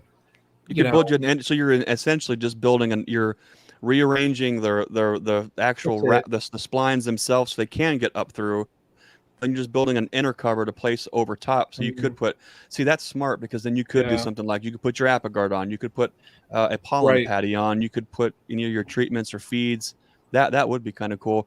I thought about trying to hang fondant in between, but the comb is so cold, unless you're splitting the cluster up where the wax is warm, it's so brittle it breaks. And then when it's in that top bar, that comb is, and that's the trouble with it. It's sometimes it's touching. It's together, and so you stand a chance of making more of a mess. I reckon you could probably put it, underneath on the bottom, but that's not where the bees are. They'd have to break cluster to go down to feed it. I'm not sure that works either. Yeah. Here's another question I think that'd be really good for you guys up north. I have my hives tipped forward, but still the entrance has lots of water freezing in these temperatures. Any tips or ideas why? What do you think, Brian? Where Icy Mountain Honey, where are you at? Some of our water's freezing. If I see ice on my bottom boards, I'll bust it off. But pretty much all of my hives right now, they were, and it's from the wind and that weather, they were all just plastered shut. The front of them, it was just solid ice that I had to get a hive tool and bust it out. If there's a ton of is it coming inside? I tell you what, I think what's happening, Brian, is I see it here when it gets, the bees through respiration and heat cluster, they've got warm air radiating out of that area. When it gets really, really cold, when that moisture hits those sidewalls or even the lid, it freezes when it's really, really cold. And then when we get the days where it warms back up again, it melts, and then it comes back and it starts leaking off. Today, someone actually posted walking spas. I think it's Pine Lane honey. Here in Ohio, they posted a couple of pictures where, their hives are tilted forwards, and they, kind of just sopped and wiped up the moisture that was dripping out. And a couple hours later, there was another little puddle. So I think they've got a quilt box on there too. So I don't wonder if the quilt box moisture is freezing, and then now that it's warming up, it's actually leaking back off the sides, condensating back, and then running back out of the colony. You know, a lot of these things you're going to have happen. There's not a lot you can do. You can keep it ventilated to where a lot of that moisture is escaping, but no matter what you do, it's still going to build condensation to some degree inside the colony. It's a matter of, is it freezing to the lid? Is it freezing on the side? Is it freezing on the bottom board when it gets warm enough where the outside ambient isn't quite as drastic as it is when it's -4? Then those sides start to thaw. That heat from the inside keeps that internal just warm enough, maybe just a hair above 32 on the outside wall, where it's not freezing so bad, and it's just regular. It builds up, hits the bottom, and then runs out in a more uniform, less intense manner. But when it freezes and then all of a sudden thaws, it can look like it's just pouring water out of there.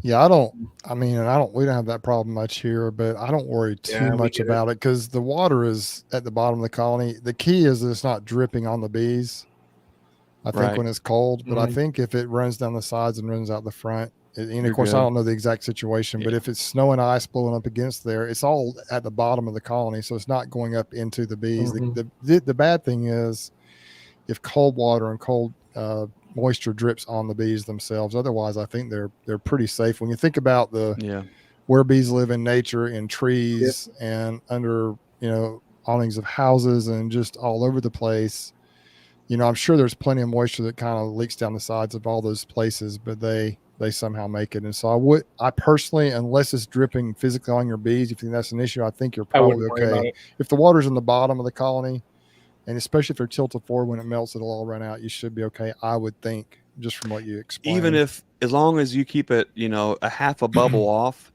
especially in the wintertime, even if you're, and I won't even get into the argument on whether or not to use insulation or on the lid. Outside of all that, no matter what, if you keep it tilted forward, even if condensation does collect on a lid that's uninsulated or even insulated, because it can happen, it can at least run out downhill to the front, hit that front sidewall, go down, drip to the entrance, and then go out. That's one of the most important things I think that you can do up in these northern climates. But I've just thought of something, and I've got to say it because it's going to happen. I'm gonna start getting a lot of calls this week with folks. They're gonna go through. It's gonna be 48, 50 degrees. They're gonna go just do a couple of little quick spot checks on feed or this or that. They're going to see bees that are dead on the entrance, which is perfectly normal. As the bees die throughout the wintertime, they collect on the bottom board, and then those undertaker bees are going to grab those rascals and pull those out. 100% totally normal. But it's a funny, not funny kind of a story. I spent years worrying too much about the bees in the wintertime. And I would go out on days where it was like 50 degrees or 52 degrees. And I would go look, and I would crack the lid and check on the dry sugar, and I would see a cluster of bees that were not moving. And I would beat myself to death thinking, man, I killed these bees again. And so, we all deal with that differently. But when I think something is dead and done and gone, I'm ready to move on. I'm not crying over it. I'm in go mode. I'm moving on. So I would take all those frames out, shake off all those dead looking bees onto the ground, put everything away, set the boxes upright so air and light can get through there. And then it would then warm up that day and go to like 54, 55 degrees.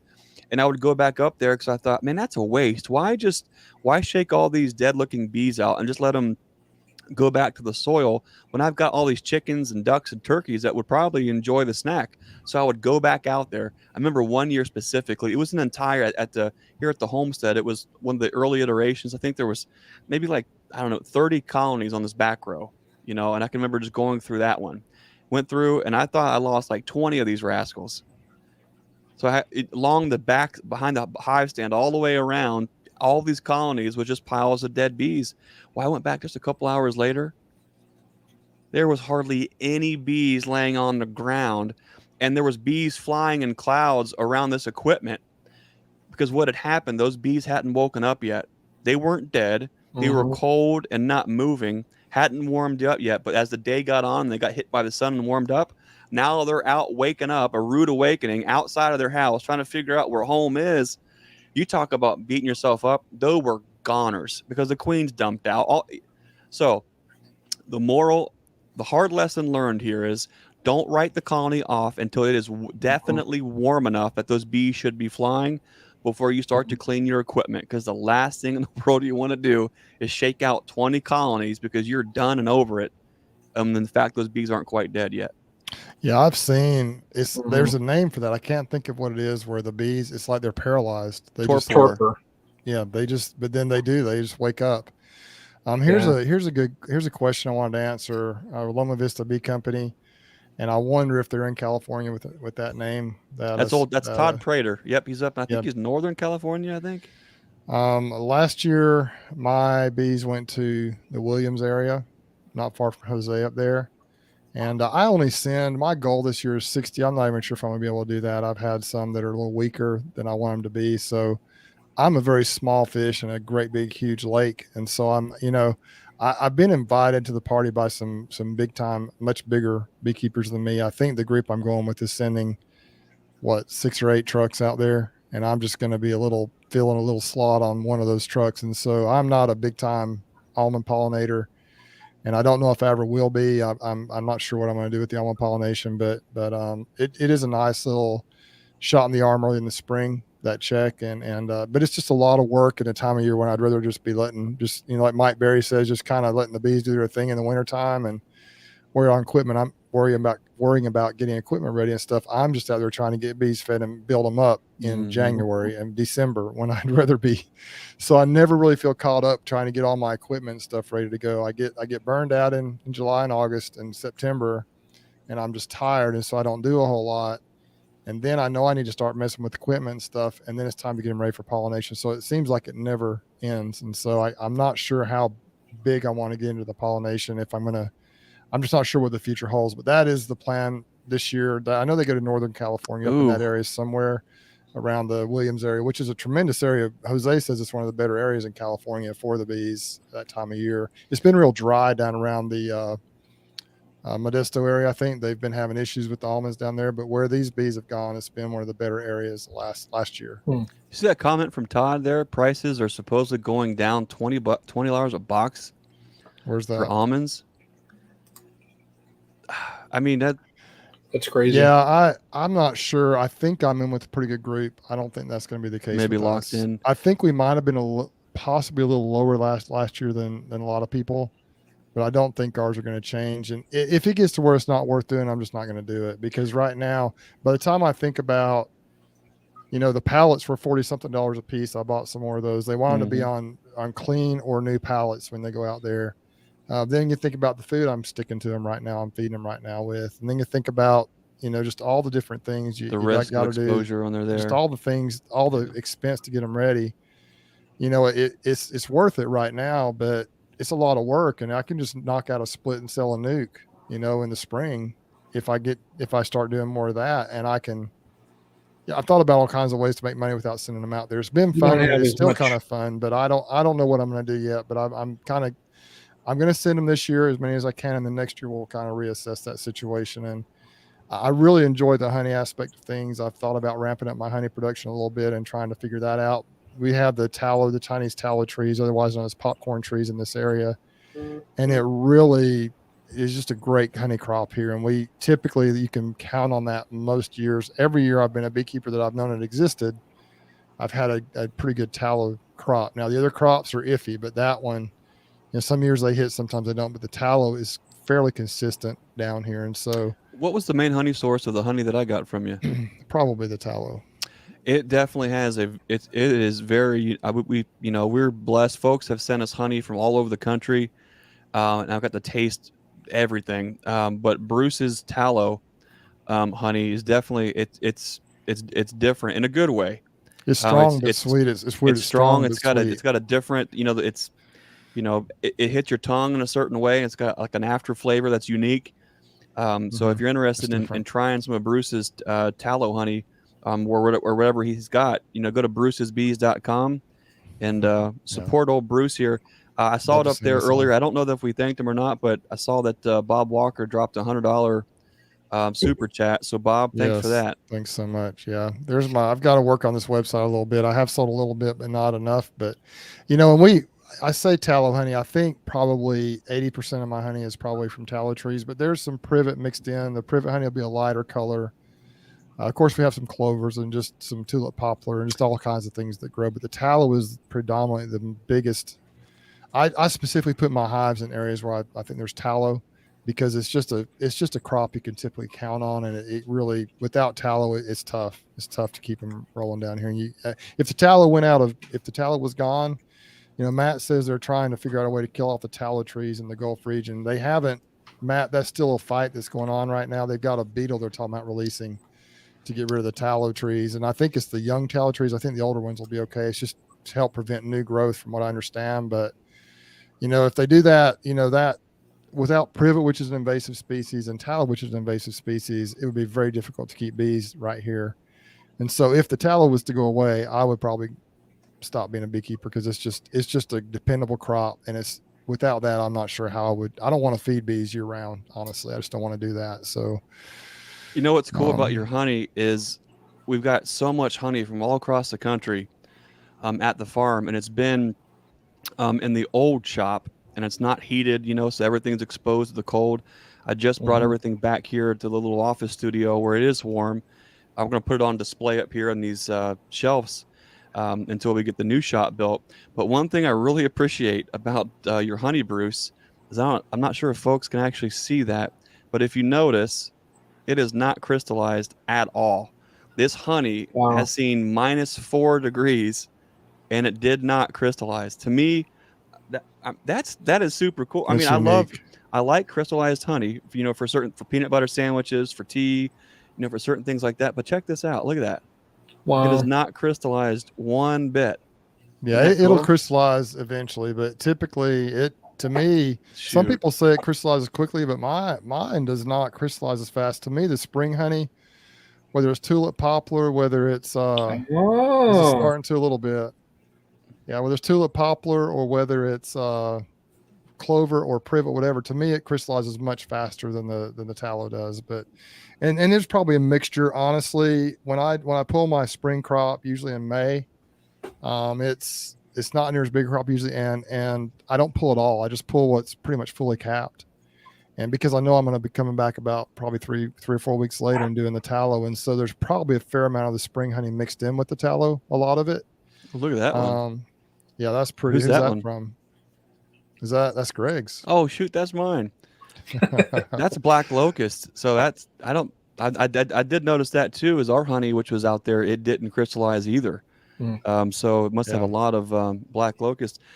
Bruce, speaking of Bruce's honey and Bruce's bees, I don't know if you know this yet, but 48 minutes ago, I just got an alert that says Bruce's Bees has a brand new video. So if you haven't already checked it out after the stream. Yeah. Go check out Bruce's new video. You got 2 new videos, don't you? You got no, my other one, it dropped. That might just be an alert from the previous one. It dropped about 5:15 this evening. Okay. I mentioned earlier, for those who may have gotten on here a little bit later, that I saw it. That it's a short video. Monday I was out just doing some day after Christmas stuff, just feeding, and I really didn't plan on getting in the bees at all. I treated some of the colonies with oxalic acid, some I hadn't treated I needed treatment, and I went through. That's when I found the colony that I thought it was a dead out, but then I found out that it wasn't a dead out, but it's just weird. And so I posted this video. I went through today. I was beginning to pull the videos over to start editing in the video. I was going to do everything from that day in one video. And I'm like, wait a minute, this section right here, I was going to include it in the longer form video, but I'm like, this would be good just as a standalone video. So I just quickly kind of edited it at lunch and then posted it actually right before I left work. We were a little slow today, so I was working on video a little bit at the end of the day. It didn't take me long at all to edit it, and it's just pretty raw footage, not a lot of editing, but it's about 2.5 minutes long. Just kind of, I want you guys to get on there and look at it and see what you think happened to those bees. The spoiler, there was a pile of dead bees in front of the hive. I thought it was a dead out, didn't know why. I got like 60, 65 colonies in that area, maybe 70 in that area, and none of the rest of them looked like that, even the weak ones. And this was one of my bigger, stronger colonies. And I tipped up the back, and there were some live bees in there still. So I don't know what happened, but it's a quick video. Just comment in that video in the section below, kind of what you think, what happened. And I've got my ideas, and who knows if I'm right, but hopefully the colony will survive. But it's much, much weaker than it was just a couple of weeks, just the bees look like they're freshly dead, and so they haven't been dead for long. Maybe they died either right before the cold snap or right after, but anyway, who knows? But that's the one. And then I've got another longer form video that was the original video I was going to do that I'll probably try to put together over the next couple of days. But yeah, it was fun. And then I was telling you guys earlier, I really spent the weekend editing I was doing Christmas festivities during the day, but at night I was editing a video for my brother, who is a tour guide to the Holy Land. It's not on my channel, but I did put a post to the video. It's his very first video on his channel. It's called Pioneer Tours as a channel, but I posted it on my community. If y'all go watch that, I put a lot of work into that. I think it's kind of a fun video, and I think it's one of my best ones I've ever done. I just, for some reason, spend a lot more time and effort in that than I usually do, or that I'm able to usually. So, but anyway, that's a long answer to a long response to a comment there. Well, man, I enjoy your videos, Bruce, and I enjoyed the Holy Land one that you put out there. It's neat to see a little different creative approach in a different format completely. It's fun because you can challenge yourself to try to tell a story. You were able to try to share an experience and a journey and an adventure that's meaningful and that impacts folks with very little or no video, with photos and a slideshow, and using words to kind of just. So I think it's fun to really challenge yourself to share and develop a storyline for something to get that point across there. So I'm sure your brother really appreciated that you had the. Yeah, he had an old video someone else did that was kind of a similar type thing, but it wasn't. It was just a little different, and so he had some pictures, and he had sent me a little bit of video. Greg, you might have recognized one of those videos. It's from the City of Galilee, where he, when he tried to talk, it was just he's trying to figure some of this stuff out, and the wind was really bad. So, but we sat down and talked about it. I mentioned this earlier tonight, but he brought some pictures, and we looked some stuff up online, and then he had a script of some things that he wanted to say. And the idea was to paint a story with the pictures and the short clips of video of the script that he had of this trip that he does. He's a tour guide in the Holy Land. And so we kind of talked about what he wanted, and I thought about it. And the interesting thing for those who may not know, who may not do much editing or any editing, is when you try and match something with music, it's a trick to try and match the breaks with the beat of the music and the sound of the music. And then you bring the words in and the transitions and the different things you can do to kind of keep people's attention. And man, the music that I was able to, and it's really interesting too, the music that I picked, it's just on my software, my editing software. I'd never seen it before. And I actually purchased a little bit of a higher level of that software. And that was the first time I typed in inspirational spiritual music, I think, or something like that. And that's the first song that popped up, and it's perfect. And then the way everything lined up with those 5 to 6 minute clips, it just, the way I brought it all just kind of lined up really good. And so, but I adjusted things around. I worked on it to try and get it perfect. So it's a totally different approach, but it was kind of fun. And hope those who haven't seen it, maybe go to my community on my page and watch it on my Facebook page at Bruce Jenny. I uploaded it there. It's just kind of a cool video.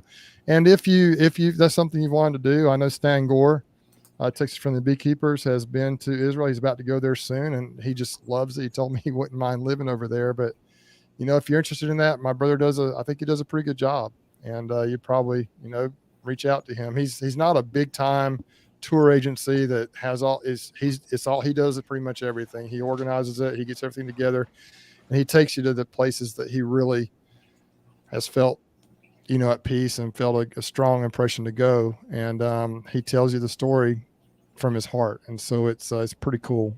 It's not a big agency that's just trying to make a ton of money. He really isn't trying to make a ton of money. I'm sure he makes a little bit, but it's mostly he's just trying to give people that experience. And so it's pretty neat. I'd like to go out there sometime and check all that out. Maybe if I ever get out there, I'll bring all the camera equipment out there, and we'll shoot Brian out there in the mode, mic'd up, video, and cool. Make another video. If I get out with him, I've got some, man, I've figured out a couple things with my sound, and even using my iPhone now, that it's working well for me. And so if I get out there with him, I'm definitely going to try to do that. But man, having a professional like Greg out there would be, that'd be an amazing next level. It would be incredible. So It's not cheap, but it's a great opportunity. It's like a 1 to 2 week. I think it's like a 10 days to 2 week type Oh, trip. wow. It's not just, you don't just go over there for 2 or 3 days. It's like Yeah. it's like you're going on a journey. And That'd be cool to check if it you look, out. if you watch that video, you go to all those places and probably more, but those are the main ones that he focused on the video. And so it's pretty cool. But man, can you guys believe it's been an hour and 51 minutes and we still have 158 people watching? So next week, next Wednesday, we are all, we're going to be, I'll be en route with a whole bunch of equipment, heading down towards Sevierville, Tennessee for the Hive Life conference. Next week, our weekly live is on our channel. So be on the lookout for what that's going to kind of look like next week. We've got some fun things lined up for Hive Life, including a really fun and unique podcast video studio setup right at the Nature's Image Farm booth. The stream team will be there. We're all going to have a good time. So if you're listening to this chat tonight, definitely stop by, see me, Bruce, and Brian. Susie will be there too. We're gonna have a lot of help with the booth. It's just gonna be a fun place to hang out. We are going to be camped out with some awesome vendors too. Right there, we're gonna be right there with Premier Bee Products. We're gonna be there with the good folks there at Larabi's and also Hives for Heroes. So it's gonna be probably the one, and I think Jason at Bohemia Bees is gonna be right near there too. It's gonna be probably one of the coolest spots to be in. There's gonna be a lot of live action things going on. So definitely. Don't be shy. Don't be a stranger. Come by, check us out, say hi. Let's talk about bees. We've got some Hive Life specials. If you are going to go to Hive Life, we've got the Puracell assembled frames that are on sale. We have the Pura Hive boxes, wax dipped, that we're bringing those as well. We have the Hive Alive fondant.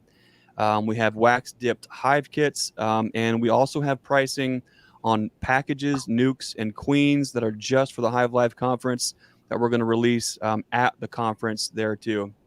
We're going to have a lot of cool swag too, tumblers, coffee cups, t-shirts, hive tools, a lot of fun stuff too. So we'd love to see you. We appreciate your support. It's going to be a lot of fun, not only to just keep moving the needle forward for the farm, but meeting everybody, building those relationships, further developing those relationships, seeing folks that we've seen last year, seeing folks that we've seen all over YouTube or the internet. It's going to just be so fun. It's going to be one of those things to where 2 days is just not going to be enough time to meet with everybody. Yeah. But anyways, we'd love to see you. Yeah, it was like that last year, and this year there's twice as many people there, more than twice as many people there. So it's going to be just, man, I don't know. It's going to be crazy. It's going to be so much fun. It's going to be a lot of fun. It's going to be the biggest show of force by all the vendors, all the folks that are going to show up and support that too. If you are a Nature's Image Farm customer, if you're in Ohio, if you are thinking about buying some products from us at Hive Life to take advantage of that pricing, but let's say maybe you didn't bring a big enough vehicle to bring it all back in, definitely let us know. Maybe we can work out where you can buy it there and we'll bring it back to Ohio for you. If you're in a surrounding state and you're a customer of ours too, and you want to bring back a bunch of stuff from our booth, I'm sure we can work something out to bring that back to Ohio and at least get it a little bit closer. I saw Ian just commented there. Ian, we would love to have you stop by the Nature's Image Farm booth, cop a squat. It's gonna be a really fun setup. Just if you're a gadget kind of a person or you have a YouTube channel, it's just going to be cool to come just cop a squat on somebody else's setup, get in front of a mic. Let's have fun. Let's just do our thing. So Ian, definitely stop by. I know there's a lot of folks that are going to stop by and spend a little time with us. So it's an open invite. We're really going to try to spend a lot more time capturing a lot more of that content. We still have a huge backlog of Hive Life collab chats that we did last year. But we're working on maybe putting a bigger picture thing together with all this kind of content. Anyways, it's going to be a lot of fun to see everybody. So please don't be bashful. Don't be shy. I know Bruce is intimidating. You know, he's got that like Well, just when you wear heritage that, football coach looking thing on there, and you think he's as nice as can be. Brian, same thing. We're all approachable. We want to shake your hand, say hi to you. Yeah. So don't be shy. last year when I went to this thing, I just was kind of like, I mean, is anybody gonna know who I am? And it was really cool because people would just come up and talk, and that's what I really got to meet, like I got to meet all you guys for the first time in person. I got to meet Jose and Randy and so many different people. A lot of people there walking around with cameras. Got to meet Yappy for the first time. I talked to him on the phone many times, but never met Mike Berry. Just so many people, and but there were a lot of people walking around with cameras I'd never seen before. So I was able to, kind of get to know some of them, and then that really helped kind of kick off this stream team type of a thing. And so it is crazy, but one thing to keep in mind, and there are probably a lot of people on this chat right now that may have YouTube channels or thinking about starting one. One of the things I really enjoyed about Hive Life last year was after I got home, just watching everybody's videos as they came out of the conference, and the different takes they took. Yeah. So bring your camera. Last year I told myself on my way up, I'm like, I'm not going to do a video. I just want to take in the experience. Look at that. Brian's got a Yappy Junior I am thing ready going on there. I'm ready this year. I just pulled my iPhone out and I just shot some selfie footage with some people, and it turned out to be a fun video. It had quite a few views, and it was just a lot of fun, and it was really cool. And so what I've done is I've gotten, and just to let folks know with my YouTube channel, I want to do a video one of these days soon about how I've filmed my videos. I've gotten to where less is more for me. Like I had a camera and I had a mic set up and I had everything, and now it's more just like my iPhone. I've got this new speaker, my wireless speaker I'm using is awesome, and it's just simple. It works well. So don't let the equipment intimidate you. Yeah. You got folks like Brian and Greg and that have the fancy elite equipment, and it's great. But if you're just getting started, you may not even know what to do or how to use all that. Just pull out your phone, and I would recommend you figure out something about the sound, but just pull out the phone, start video and stuff, and just getting to know people and getting to kind of figure out how to upload things onto YouTube and how to do that, or even just record it for your own use for future reference. I think it was Kaylee from Homestead or somebody, I can't remember if it was her or not, but somebody talked about how if they have something that they see in their hives or whatever, they just video it. They'll pull out so they can remember, hey, what happened on this date. And that's not a bad idea either. Some people are not good about writing everything down and going back to records, but you can just videotape it and say, hey, this date and this is what I'm seeing. And you can do some of that kind of stuff too. So don't be scared of the technology. Don't be scared of any of us. It's just the whole atmosphere of Hive Life is a community. Like it's friends getting together, and it's wild. And last year it was wild. This year it's going to be many times more wild. But you've got people watching the speakers. You've got people who are working, the vendors back there. And you've got people back and forth. You got the creators out there talking to each other, getting to know each other.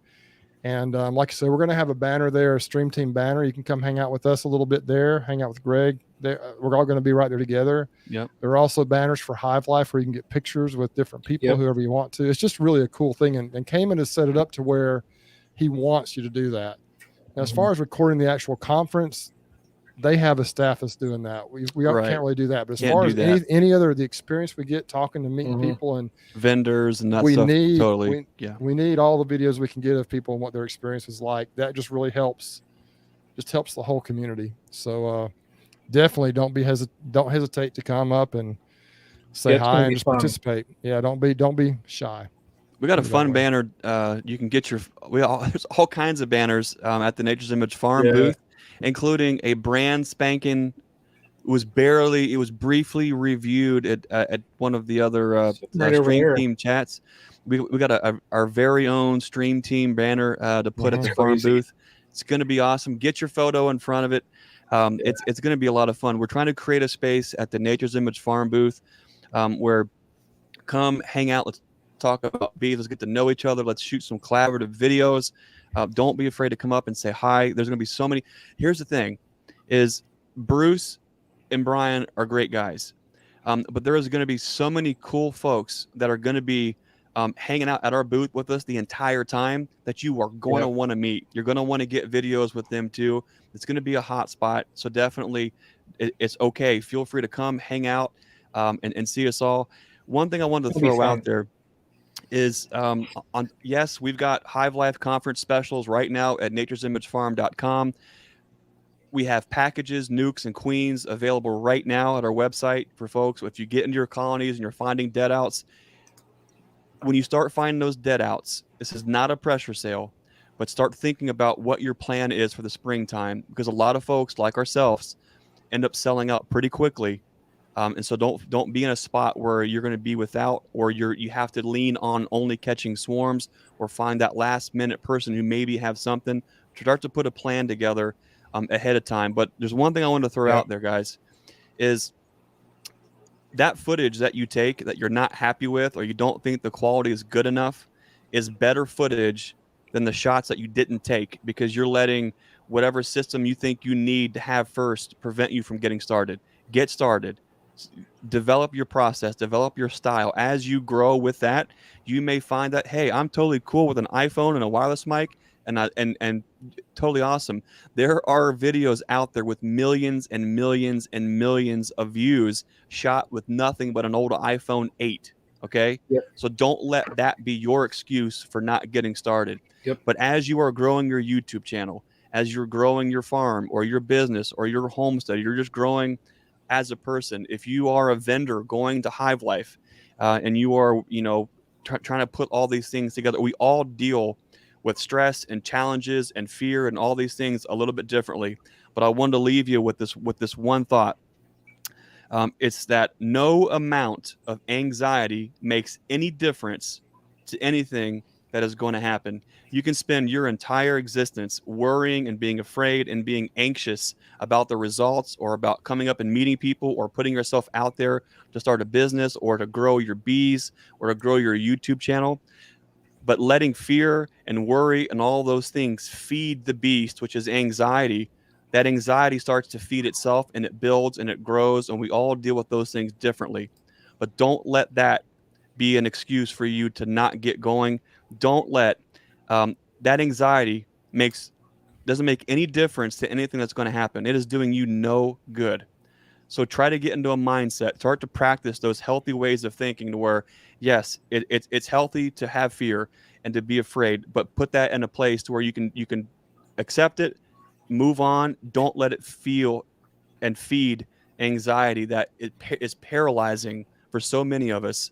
Anxiety can be absolutely paralyzing when you feel that it's not the right shot, or the mic quality isn't there, or this or that. It just builds, it builds, it builds. Don't let that prevent you from just hitting record with whatever it is that you have. Don't let that prevent you from getting started in your business, on your YouTube channel, making healthy changes for your life, spiritually, physically, mentally, for your family. Get in there. Don't let those things stop you. Well said. Man, that's all. When Greg talks, Let's do it. that's what I say. Well said, man. Preach it. There we go. Preach, Preach, Greg. There it is. Preach. Yeah, there it is. Don't Awesome. do that. Because I will. That just So no, it's awesome though, man. We just guys, what's so new awesome for y'all that. this coming week, as we get ready for the big Hive Life conference? Just working until I pull out on Thursday morning, I guess. Just doing what I do. I am working this weekend, Sunday and Monday, and then I don't have a lot to do. Just going to kind of Saturday maybe peek in on a few, maybe feed again if they need it.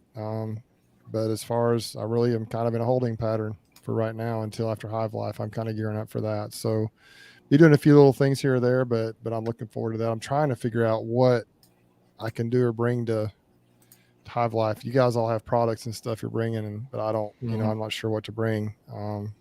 But I mainly just bring myself and my camera, I guess. And we'll see, maybe a few bottles of honey here or there, but I really don't have a store or product to sell.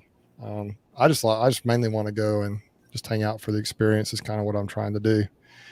And so now if last year's any indication, it's going to be much bigger this time. It's going to be a blur. I think Ian said that earlier. It's going to be a blur, and that's what it's going to feel like. And then we'll be back home and wonder what happened, and just continue to try growing this thing and trying to, hopefully we can all just continue to get better, man. If this year was any indication of things to come, if we can just continue to grow this thing and grow this community, man, who knows what the future holds. It's pretty exciting to think about. Brian, what about you, buddy? I know you got a lot going on. Yeah, before the I'm gonna big shindig. pull something up there. If I know we spoke about this just briefly last week, but we've been taking pre-orders for the Queen Right dial, and there's packs of 5, and then there's a 2-pack on there. But these dials, we've been 3D printing them now. We're looking down the road, going to do some injection molding, but they basically, it's like Jason has an excellent blurb on here as far as, why use bricks, why do this, why mark up your outer covers, why do this and that when you have this dial. Attach it to the front of your hive, and it's got, green for the mated, yellow for a virgin queen. It's got for swarm cells, superseders, no queen, things like that. So just a simple, easy marker right there. We've been taking some pre-orders for those things. We're taking, several hundred of those down there. So, if anybody's interested in taking a peek at the Queen Right dials, they will be at Bohemia Bees at his booth. Jason will have all of them. So really looking forward to see, how those things do. I know we're also going to enter them into, Cayman has, and it's part of the Honey Show actually, where it's like the Inventor's Corner, and these are going to be entered into that. So I'll be curious to see how those do. Also, I'm taking down a good stack of those hives that I print out. So Those it's are cool. going to be fun. Yeah, it's going to be a lot of fun. But I'm really curious about those dials, though. I mean, I've been printing those things like mad. So, and we've already, I think for what stock we're taking down there, I think we've hit about 20% of them are already sold. Nice. Yeah. So That's cool. yeah. It's I got to come up. nice. with something. I've got Bobblehead Bruce. I've got an You idea. need bobblehead Bruces. Nah, I mean something that'll help the beekeeping world. That's it. Hey, you never know. Well, hey guys, I do have an idea or two that I'm kind of actually working through with Rob with something possibly if he's just so busy doing what he's doing, I don't know, but Rob is one thing I like about Rob, I'm gonna give him a shout out here, is that he is always willing to help. Oh yeah. He wants to help people out, and that's why he's successful, because he's willing to help other folks out, and so I appreciate that about him. Well, guys, we try to shoot for 2 hours. It's been 2 hours and 10 minutes, basically. Anything else we need to? I gotta make up for my camera jittery thing going on there. Before Greg got on here, I thought you said we're going to shoot for like an hour and a half or so. Yeah, I said I don't mind if I said last week there might be some like there might be some overload or whatever. Maybe people just want to be on here for less time, but man, we're still at 142. We've been up to 160, and it hasn't tapered off much. So that's what you get for asking me questions. See, that's why I'll save the longer-winded stuff for the Nature's Image Farm podcast with me and Susie.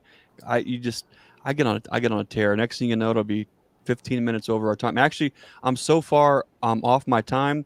My lights are programmed to go off, and look, it's not even a studio anymore. We're in overtime. Gosh. The lights even quit. That's awesome. Look at that. What do you? I don't know if I'll bring. I've got people saying to bring some of the muth, as they say on YouTube. That's how they say muth or muth. I always said muth until I actually listened to the muth. I just don't know if I should bring what I should bring. I don't know if people want to buy that stuff. Those muth bottles require a lot of work to get them ready, and I don't want to have. I don't know, guys. Maybe you guys can give me some suggestions on what I should do, or maybe I should just $35 a jar signed by Bruce's Bees. I mean, that sounds like a good deal. Get to meet. That is a really good deal for me. Get a muth jar signed by Bruce. Shake his hand. $35. That's it. Yeah, I don't have the credit card and all that stuff set up, so it'd have to be. I do. You could. You bring them, I'll sell them.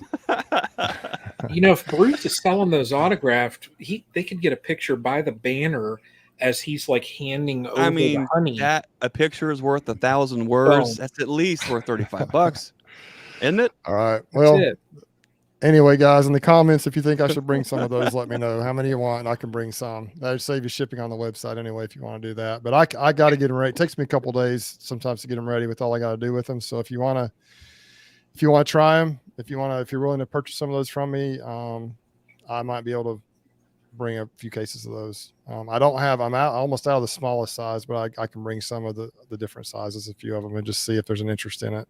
But I'll do that, and I may bring some of the standard bottles too. I feel guilty because I know so many people give away honey or they trade honey. I feel guilty selling honey, but maybe I'll sell. You got to sell it. Cayman sells honey there. Yeah, but Cayman's the big dog. Cayman's the organizer of the whole thing. The money is the tool. The tool is what helps keep the machine moving forward. So that is just part of it. We're going to try to bring some of our goldenrod honey just so folks can get. Some folks that have never even smelled it, never tasted it. So we're going to bring some of that funky goldenrod, just a little bit. I wish we had enough to trade folks, but there's no way we could do that. So next week's stream, we're going to be live from the Hive Life conference at some point that week. So be sure to check in the Nature's Image Farm YouTube channel. It's going to be a lot of fun. Looking forward to seeing everybody there. Again, Hive Life conference specials, Premier Foundation, the brand new Premier Wax Dip Pure boxes. We've got Hive Alive fondant. We've got Queen's Nukes and packages. Nature'sImageFarm.com. Check us out. Looking forward to seeing you guys there. And Bruce and Brian, I'll see you Friday. Just be aware, don't bring nice clothes because we're wax dipping and it will be a mess. Ooh. Bring that rascal down, and we'll throw it in there too. But Bruce, I'm looking forward to seeing you. It's been a little while, and yeah, me too. There's going to be a lot of the folks from Alabama that we just seen not too long ago, it seems. But yeah, a lot of folks are coming up. I've got awesome. the president of our local bee club is coming up, and she didn't even know about it until I showed up at a bee club meeting one night. So we've got some people going that have never heard of it. So it's going to be fun. Anyway, well, I guess we can sign off now, guys. We appreciate you guys and all you do and everyone in these comments. It's been fun. Once again, another tremendous chat tonight. And man, I can't imagine what next year holds, but let's just get to the next couple of weeks and then we'll be moving. We'll hit the ground running for next year. Y'all take care, be safe, and we'll catch you on the next one.